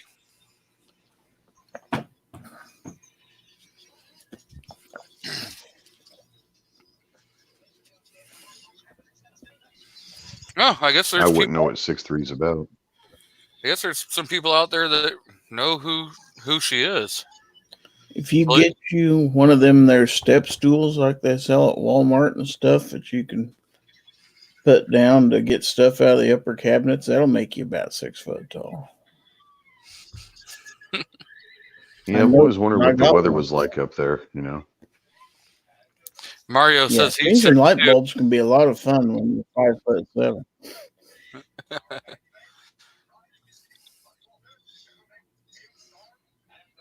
You know, some people like tall, dark, and handsome. My wife had to settle for short, pale, and average. So, you know. Oh, I'm pretty sure she didn't settle. Well, I definitely married up, so she definitely settled. So.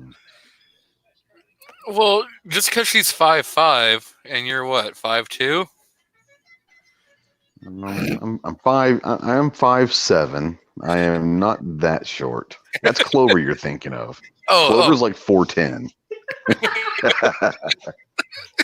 That dude has to have stilts to climb up in his truck. It's hilarious. So he repels out of bed in the morning, man. Yeah, I mean, you should see it, man. He's got like this rock climbing outfit he has to get on every day. It's crazy, you know. So he sleeps with the bungee cord on. Pretty much. Oh man, he sleeps with a harness on because if he falls out of bed, I mean that could hurt him a lot, you know.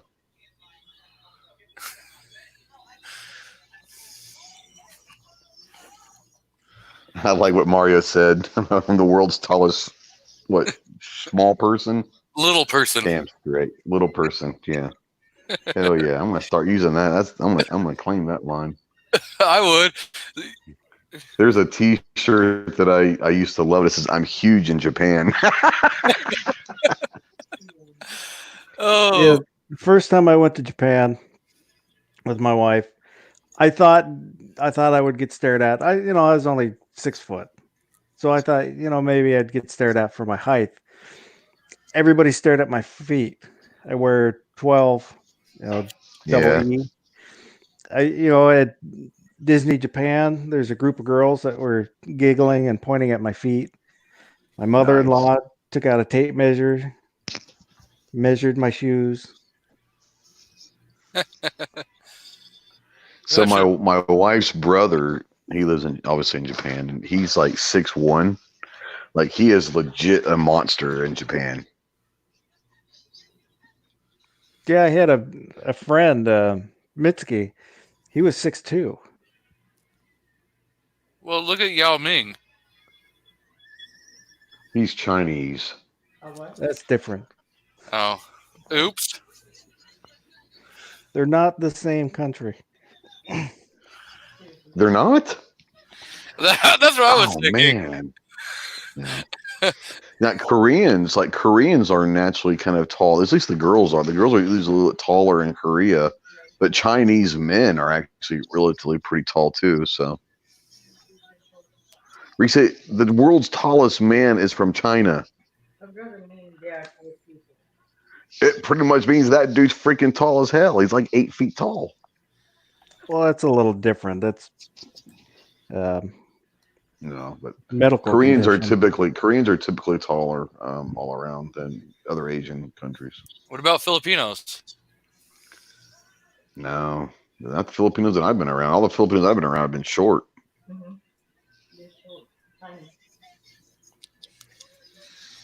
I know the Vietnamese are short because I had a couple friends that were Vietnamese. Yeah, I mean, I would imagine that like most Asian countries, they're all going to be relatively about the same kind of size. But Koreans, I don't know why, but some Koreans, even the women, are typically a little bit taller. You know, like my wife is like 5'4", and she's, I don't know, maybe a little bit taller than the average Japanese. I don't know, Yeah, my wife's 5 but foot. she's the shortest in her family. Her other sister's like 5'7", and her brother's like 6'1". So go figure.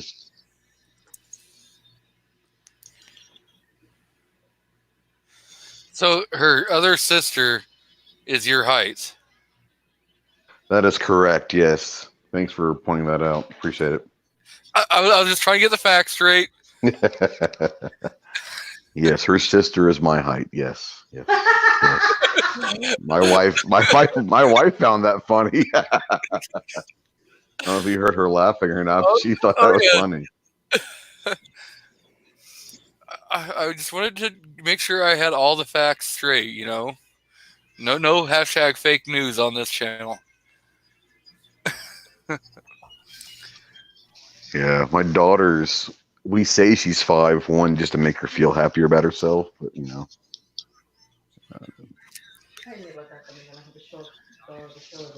And my interesting thing is like my dad was 6'1", my mom's like 5'5" or so. My grandfather was 6'4". My mom's mom was like damn near 6 feet tall. So I'm thinking the milkman must have been short as hell. Probably. See, like my grandpa was 6'4", and my dad was 5'3". Oh wow, he had.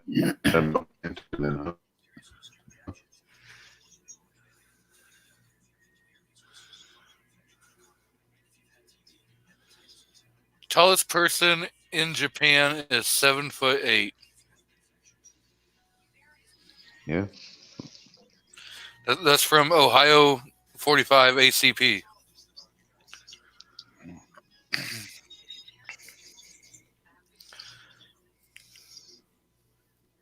Yeah, I could fit in that dude's pocket.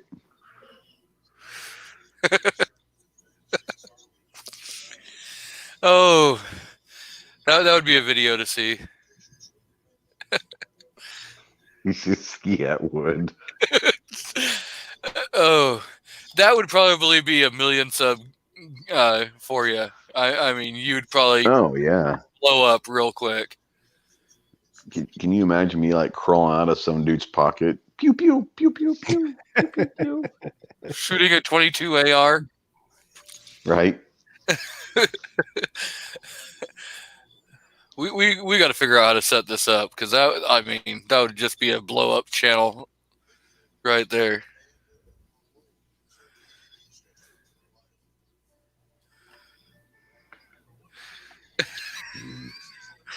You read Mr.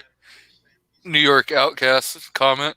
No, I'm on my phone, so I can't get over the YouTube chat.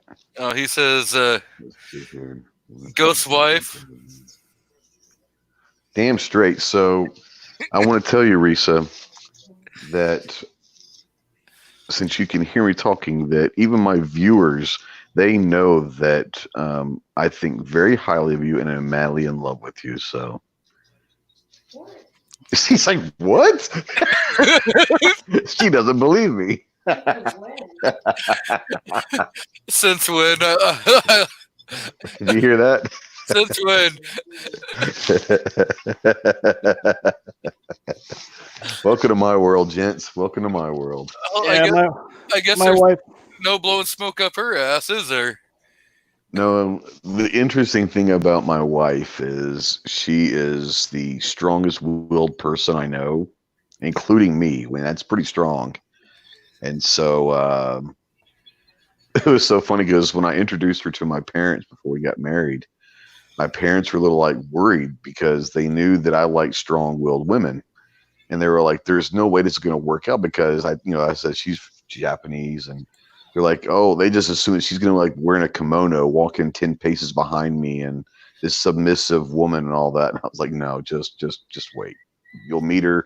And within 5 minutes, we met up in Vegas. My parents flew to Vegas when we were living in San Diego. Met at a casino, and like 10 minutes later, she's like pounding the hell out of this slot machines. It took her money. My dad looks at me and goes, "Oh yeah, she's perfect." Yeah, it doesn't take very long to figure out my wife is pretty strong-willed. So you're she at has, Camp what's Pendleton? that? Yeah, I was at Pendleton. Yeah, we would go to Vegas every now. Oh, quite a bit actually. It wasn't very far. It was only like 3 or 4 hours, something like that, from San Diego. What was it?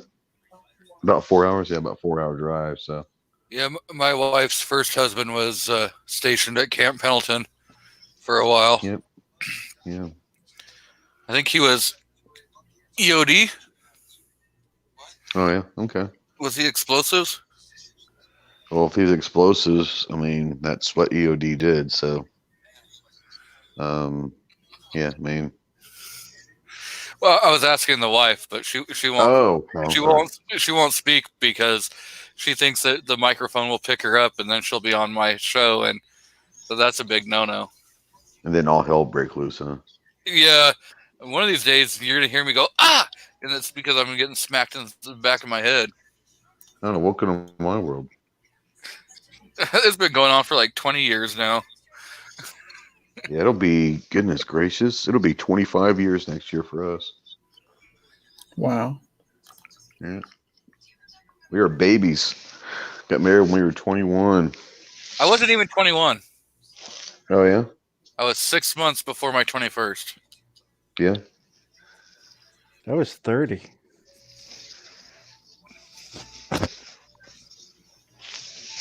Yeah. I think Clover was like 18 or 19, if I'm not mistaken. I can't remember. He was under 21 when they got married. My aunt and my uncle, who my uncle just passed away in December, they were married when she was 16.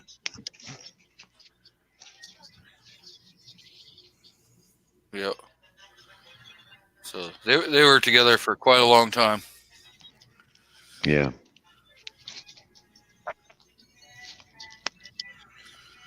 Reese, we're halfway home to the 50th anniversary almost. So, yay! 25 is the diamond. Oh, don't get me lying. I don't know. What's the 25th anniversary, woman? What's the 25th anniversary? Is it diamond or what? Silver. Silver?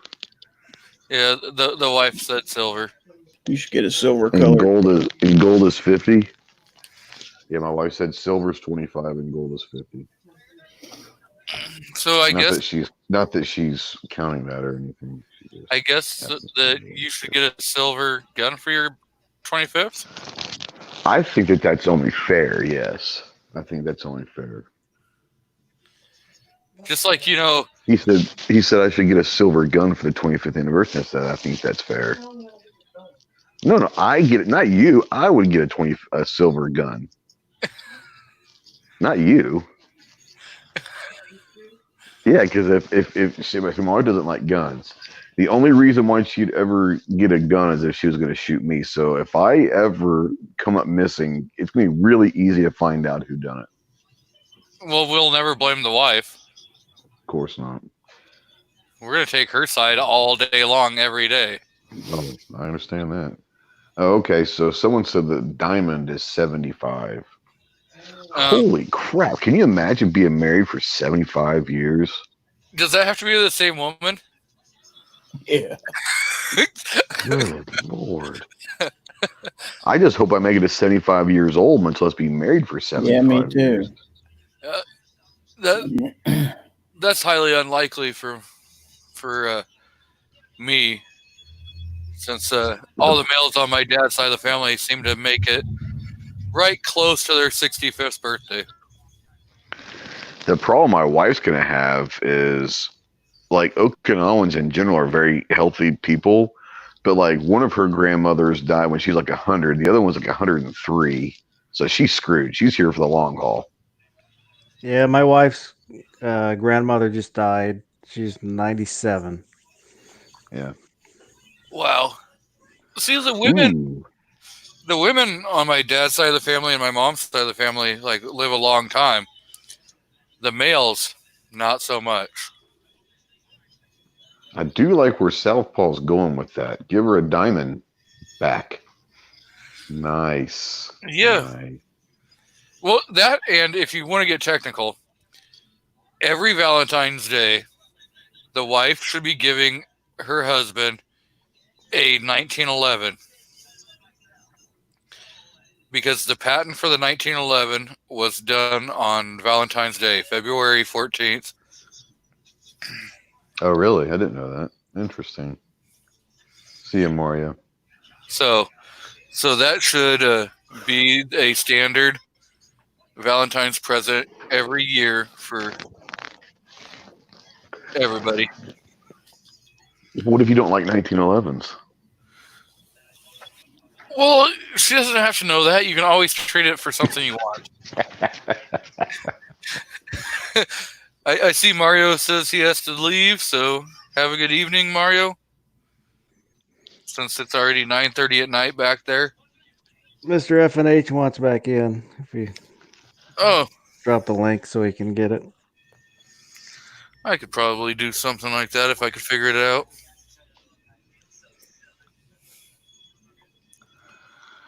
All right, homies, I'm going to jump out of here, but thanks for having me on. It's been fun, and y'all be safe.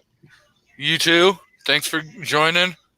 Yeah, man. Y'all be good, and congrats again, bro. Thank you. All right, Later, y'all be Ghost. good. Later, Foss. Little, hey, Gizzard, Gary, see ya. See ya. And tell F&H I said hey. We shall. We All right, y'all be gotta good. we gotta push Faust over the 100 mark. Yeah, I'll do a giveaway. I'll give away my integrity.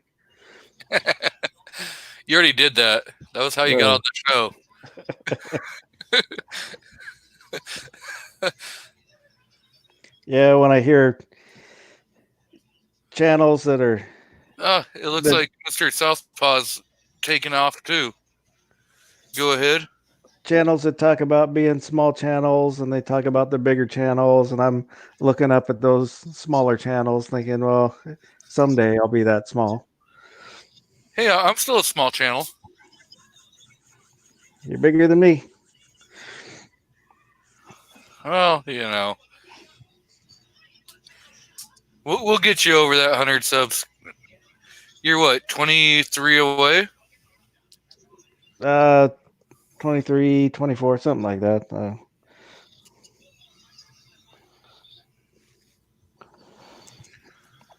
Yeah. I picked up a few subs when I was on Mr. Carolina EDC's channel. I think I picked up like 10 subs from there. Yeah, just pick one up, Blitz. Thanks.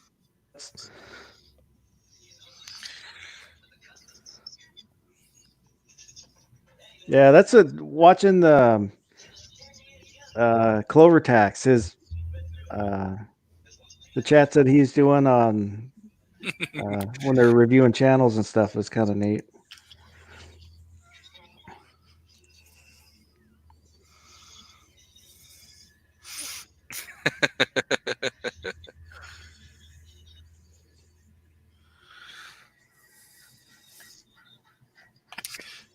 Yep, Kingpin. My channel is only small when the water is cold.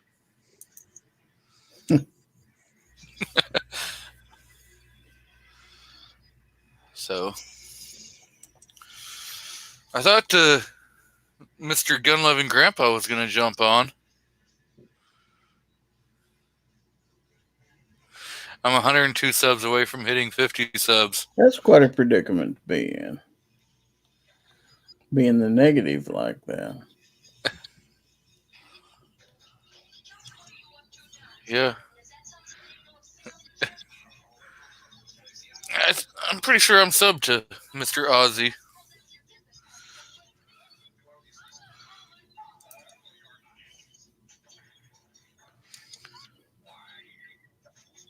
Well, I sent you an email. Picture I took in Japan.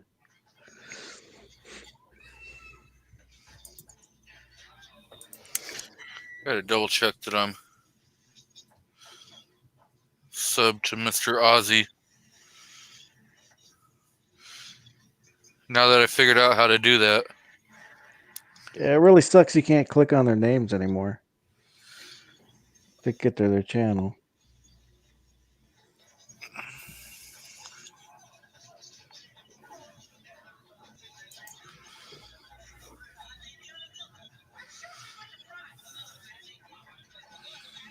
Yeah. Trying to.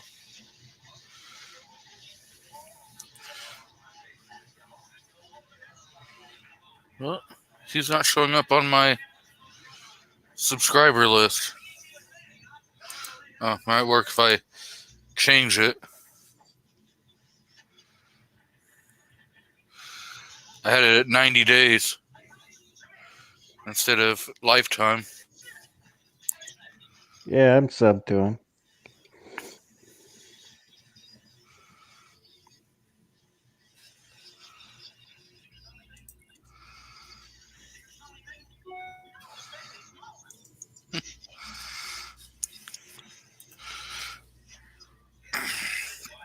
Ah, Mr. FNH is back. That's what happens when you turn your head for a while. Hey, fucking, I made it. Look at that. I even got a little picture and everything. Cool. Yeah, check it out. My gun looks like it's smoking.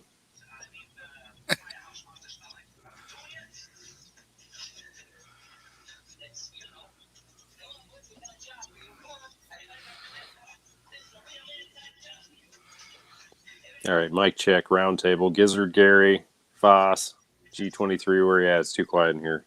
I'm Can't hear here. anybody. Hello. Howdy, howdy. Is this something you want me to show on? Oh, that was weird. I saw G23's thing light up, but I didn't hear him. I might be here. Please, God, no. Can you hear him? No. I guess I'm going to leave and come back and see if that works. I'll be back. Not again. I guess I could have just probably removed him and brought him back in. That might have worked. Sponsored by Taurus. What's that all about? I'm not. I wish I was sponsored by Taurus. I'd take a sponsor. Well, I would too, but not sure why I got tied. I'm not the only one around here that has Tauruses. I'm And I haven't bought a Taurus in a long time. I've been pleasantly surprised by the TH9 that I bought. It's a pretty good little gun for pretty cheap so far.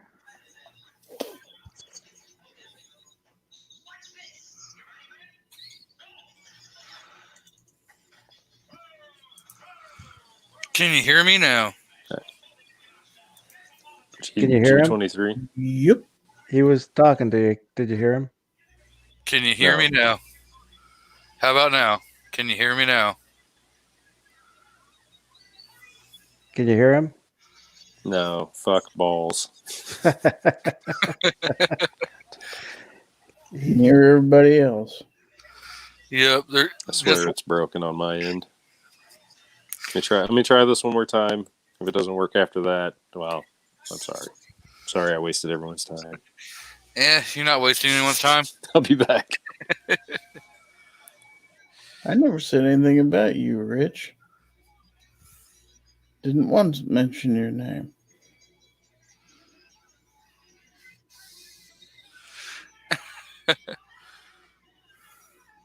I have a Taurus. I have the Judge. Well, there's that picture that Mr. Foss sent. Yeah, it's a clothing store, and I think it's supposed to be Candy Striper. Yeah, and it says Candy Stripper. Yeah. One letter can make all the difference. I was thinking, what kind of shop was that, and how do I find it?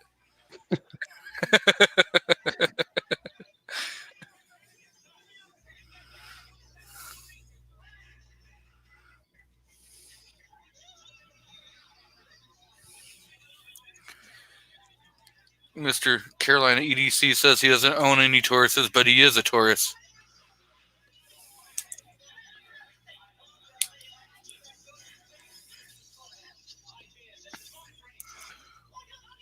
So we've already been going like 3.5 hours.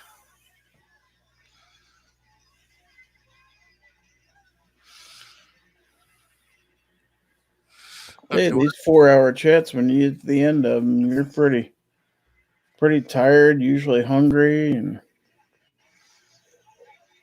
I'm gonna be doing one in the morning. I know exactly what it's like. Yep. Yeah. Last week was a killer. Oh, I didn't even realize it was 5 hours. I think like the first 3.5 hours went by so quick. We were in the pre-chat for the hen chat last week, and somebody said, "Is G23 still live?"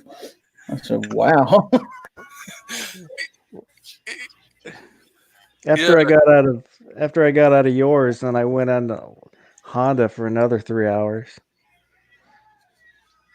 Wow, that's dedication. Mr. F&H, welcome back. Oh, thank you for having me. Can you hear me? Gizzard. Hello. Yes. I don't hear Foss. I'm very concerned now. Wait, can you hear me? Oh, God. He's just the mic lighting up now. It's random. It's going to randomly pick one person it doesn't like. This fucking piece of shit StreamYard. Damn it. Whatever happened to fucking Google Hangouts? That was like... Wasn't that what everybody was using before? Yeah, they discontinued it. Well, I know in my Google email there's a new like video chatting deal, so I don't know if you can use that. You can Maybe they're getting video ready chat on Hangouts still. You just can't go live with it. Yeah, you just... Okay. And Google Hangouts is still there technically.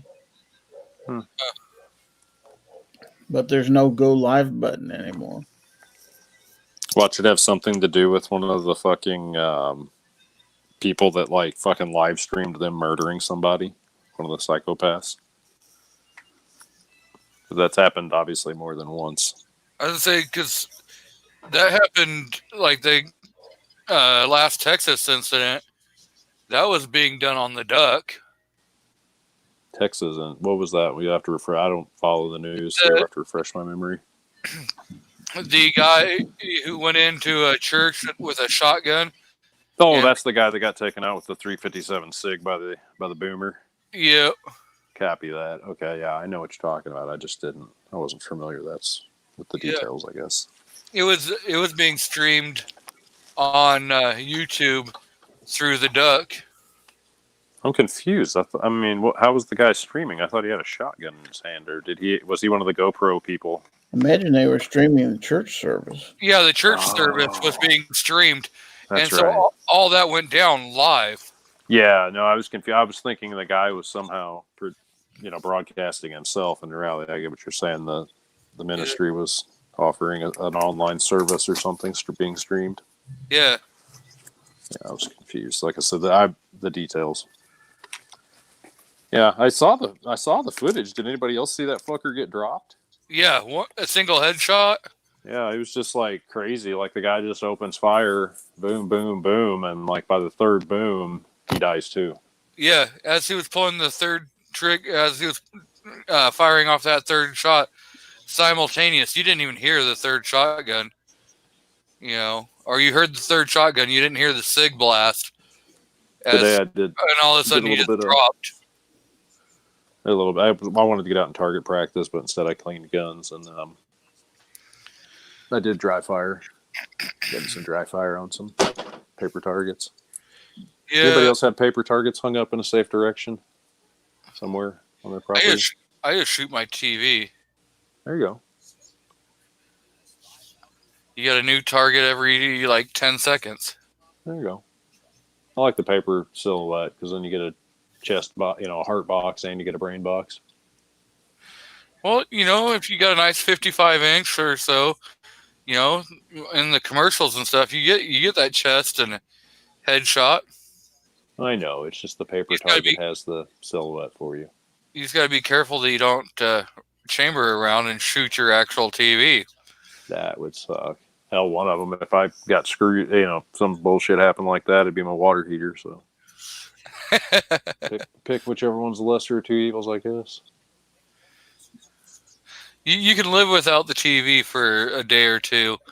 The water heater, man, that's gonna suck boiling your water to take a bath instead of a shower. Chills just thinking about that.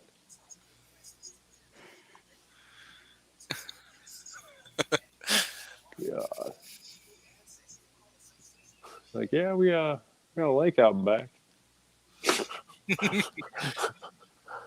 Run out there with the fucking bar of soap. Out there, and the water's fine this time of year. Unless you got some gators in there, or maybe even some water moccasins. Okay, I'm in Missouri. We might have moccasins here, but they're more likely to leave you alone than anything else. But yeah, in Missouri, we've got. I mean, I've seen moccasins before. One time when I was a kid, this is no lie, I remember coming across a creek on a gravel road, and think of heavy flood conditions, but like the raining has just subsided, and you're like, I don't know, 13, 14, we'll say, like at young age, where you want to explore. And so like I said, I'm riding on these gravel roads, like back roads, and I get to this fucking bridge I'm familiar with, like it was always a dry creek bed. Instead, it was like a raging river. But then I can remember like another experience of looking down that same spot and it being a raging river of fucking snakes. Like literally, like not hallucinating, not anything crazy, just literally it must have been whatever you call that, like where there's a rut for deer. It must have been mating season. Yeah, it must have been nut for snakes because, Yeah, it's like normally when they come out of hibernation, all of a sudden they go right into mating or whatever. And I remember getting the fuck out of there. Like the thing that crossed my mind was like vertigo, and that was because I was like leaning over the bridge looking at them. That was like if I fell in there, I'd be completely enveloped by snakes and may not get back out because I'd be. Oh, excuse me. Rona, we got the Rona. beer cough. Excuse me.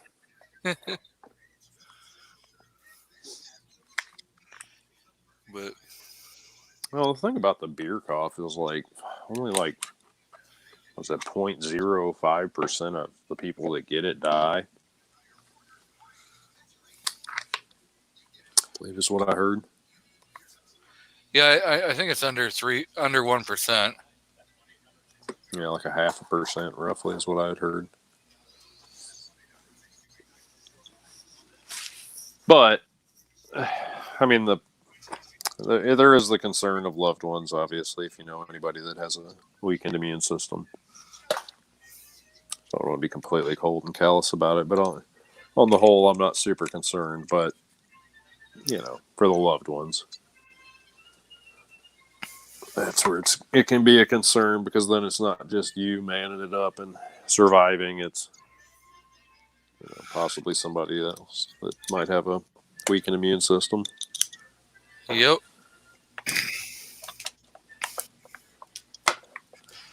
But I definitely did not say fuck it, and I am definitely not taking apart that 1022 right now. But I refused. Why not? I'm just definitely not. YouTube just wouldn't enjoy that. Because even though they can't see me right now, I'm sure they have a problem with what somebody might privately do in their own home.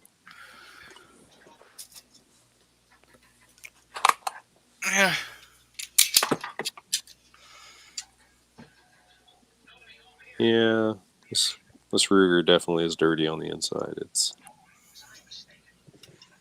anybody got a 1022 in here? No. Nope. No, you can't hear me. Somebody's on a 10-day wait. For a Ruger 1022? Yeah, for a Marlin 60. Oh, okay.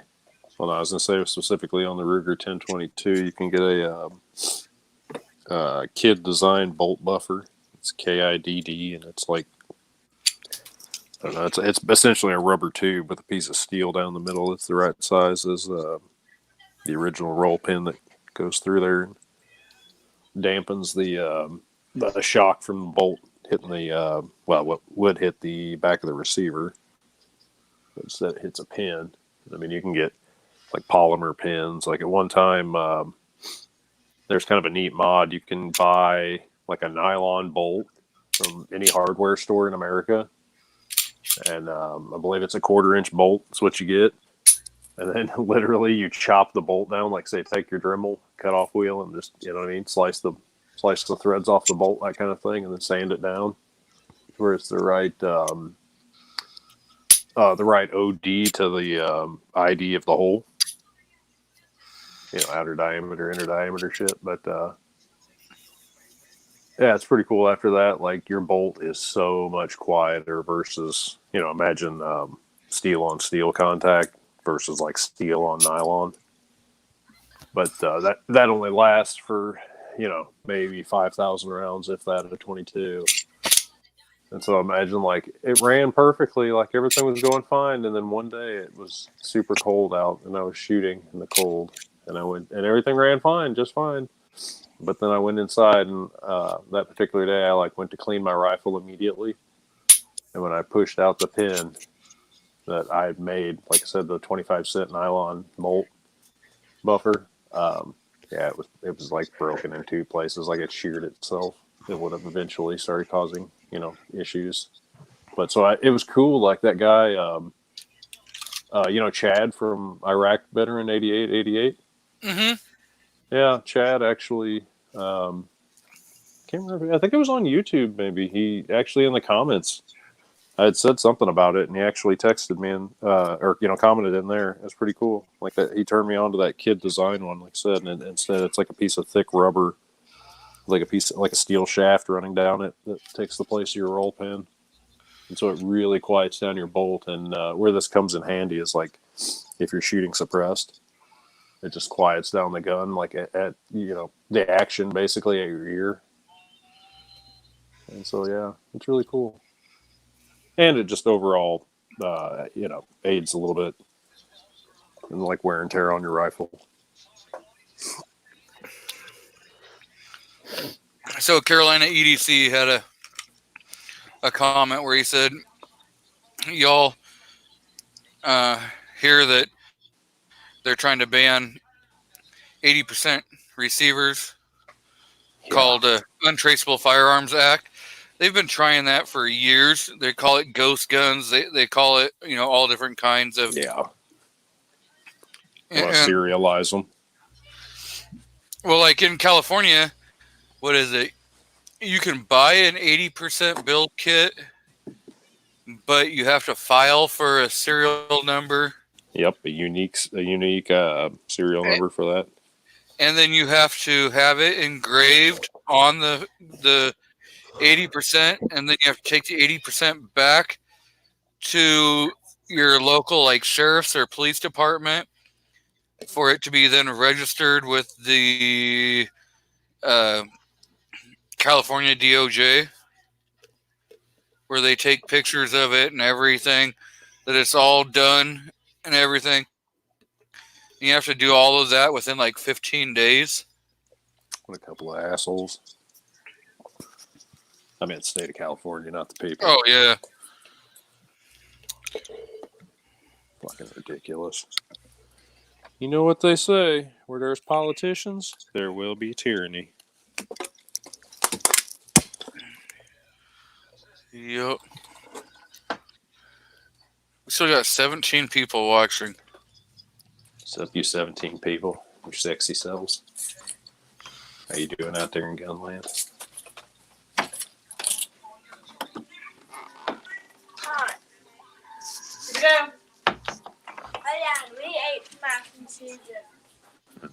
Mac and cheese. Mac and cheese sounds pretty darn good. Mm-hmm. Bunch of bullfrogs out there making that noise. What sounds good is going out there and firing off a single 44 Magnum shot and then setting a little stopwatch action there and counting the seconds of how long it takes for the first one to make a noise.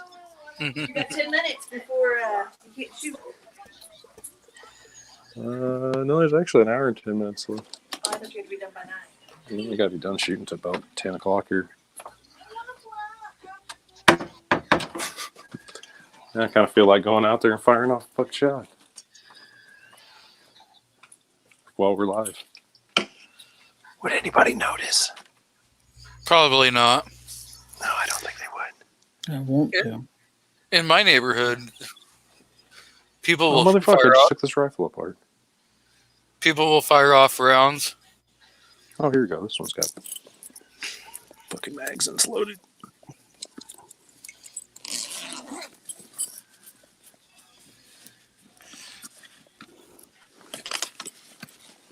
Do I have it? I do have a 10 rounder loaded here. Can y'all fragile ears stand 10 rounds? Probably. Probably. I think we're good. We'll see if that thing Okay. hops from fucking 17 to 0. We dropped 2 already. Oh god, they're like, fuck that. Rolling Bluetooth in the truck here, you motherfucker. No, I'll be right back. Most phones have noise canceling microphones on them anymore. Yeah. Speaking of noise canceling. Yeah, no, I was waiting for you to go back in. I can hear them damn frogs.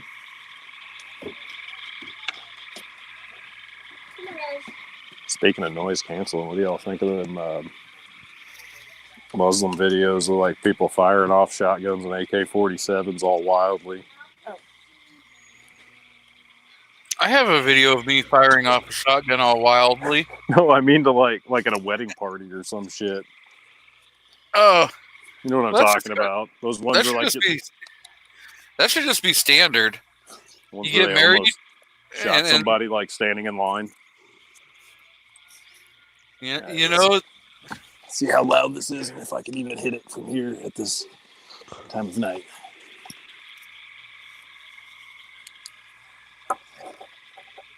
nope, that sounded like a miss. Oh, that was just me setting up a flashlight that's over here dying. Yeah, this flashlight's dying.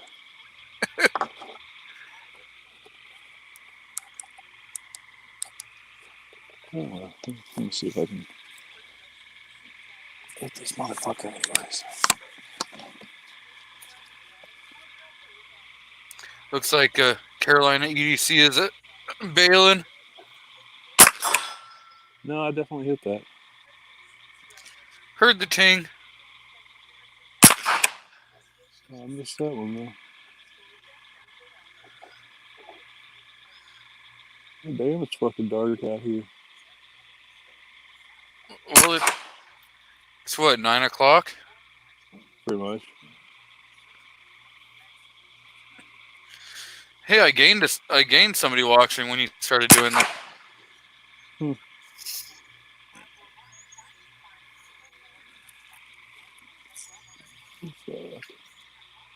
It's like dark enough, I can't make out my front fucking sight.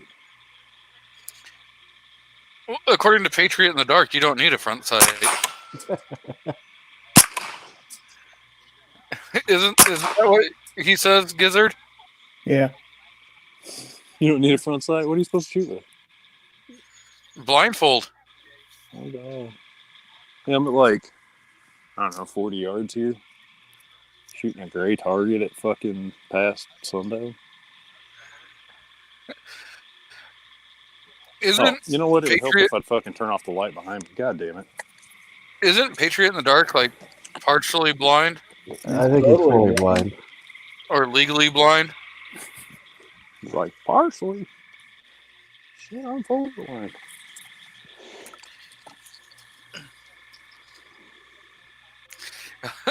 Patriot says sights are overrated. Yeah. 100% blind.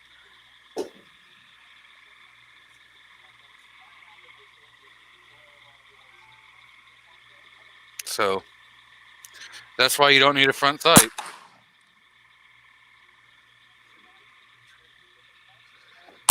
Dude, those fucking frogs do not give a fuck. Still waiting for that 44 to go off. Yeah, I'm definitely not shooting that without you, bro. Fucking only got them fucking freebie earbuds or what do you call those earphones that come with the fucking iPhone? That should definitely no ear ringing. That should have definitely stopped the sound. I need to quiet down. No, the frogs were just like, come shoot my ass. You're like, I can't stand this noise either.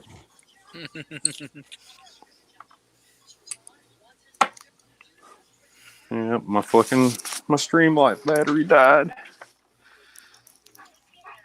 Ooh, but I forgot I've got a rechargeable AA I can stick in it. Well, So see, you need one of those Olights. I've got Olight, but this is like an in between Olight and Streamlight. Like one of those 2250 lumen Olights. This one's either like 240 with a 123A or what is it? Like 120 with a AA. It's the dual fuel flashlight is what I got. The ProTac. It's a Streamlight ProTac 1L-1AA. Yeah, well, think about 2250 lumens. That would light up the neighborhood. Yeah, that'd be the tits. Although that's like, I mean, have you seen those ones that they're bright enough that like you can start fires with them? I'm pretty sure if you run that Olight for long enough, you'll start a fire with it because that thing's got to heat up. I mean, 2200 lumens. That's pretty intense. And if you can do a directional beam on there, you don't even need a firearm. I feel like if you got 2000 lumens, you just, flash it in their eyes and blind everybody. They literally kill themselves. Blind everybody. Yeah, including yourself. I mean, if it's dark and all of a sudden you hit that 2200 lumens, everyone's going blind. Is it just me or like, well, maybe onto something here? So the 2200 lumen weapon light and a 22 AR trainer rifle, and you're pretty much like set for the apocalypse. Maybe one of those battery powered, solar powered recharger battery packs. To top off your weapon light. Mm-hmm. Backpack full of 22 LR ammo and throw a Holosun 507C on there, or one of their other ones that have the solar panels on there. Maybe let me just drop a Harbor Freight fucking ultrasonic cleaner in the backpack there. Because 22s are just notoriously dirty. I feel like at some point in the apocalypse, that's like really going to come in handy.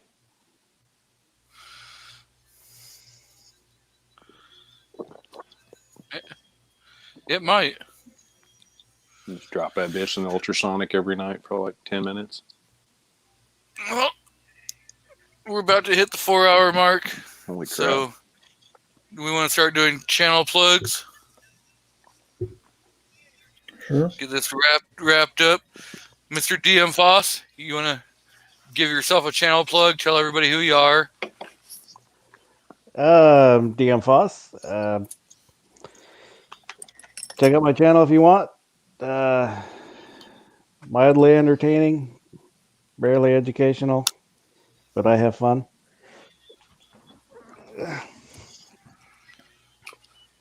If you're not check out Kingpin's channel. because he refuses to promote his own channel.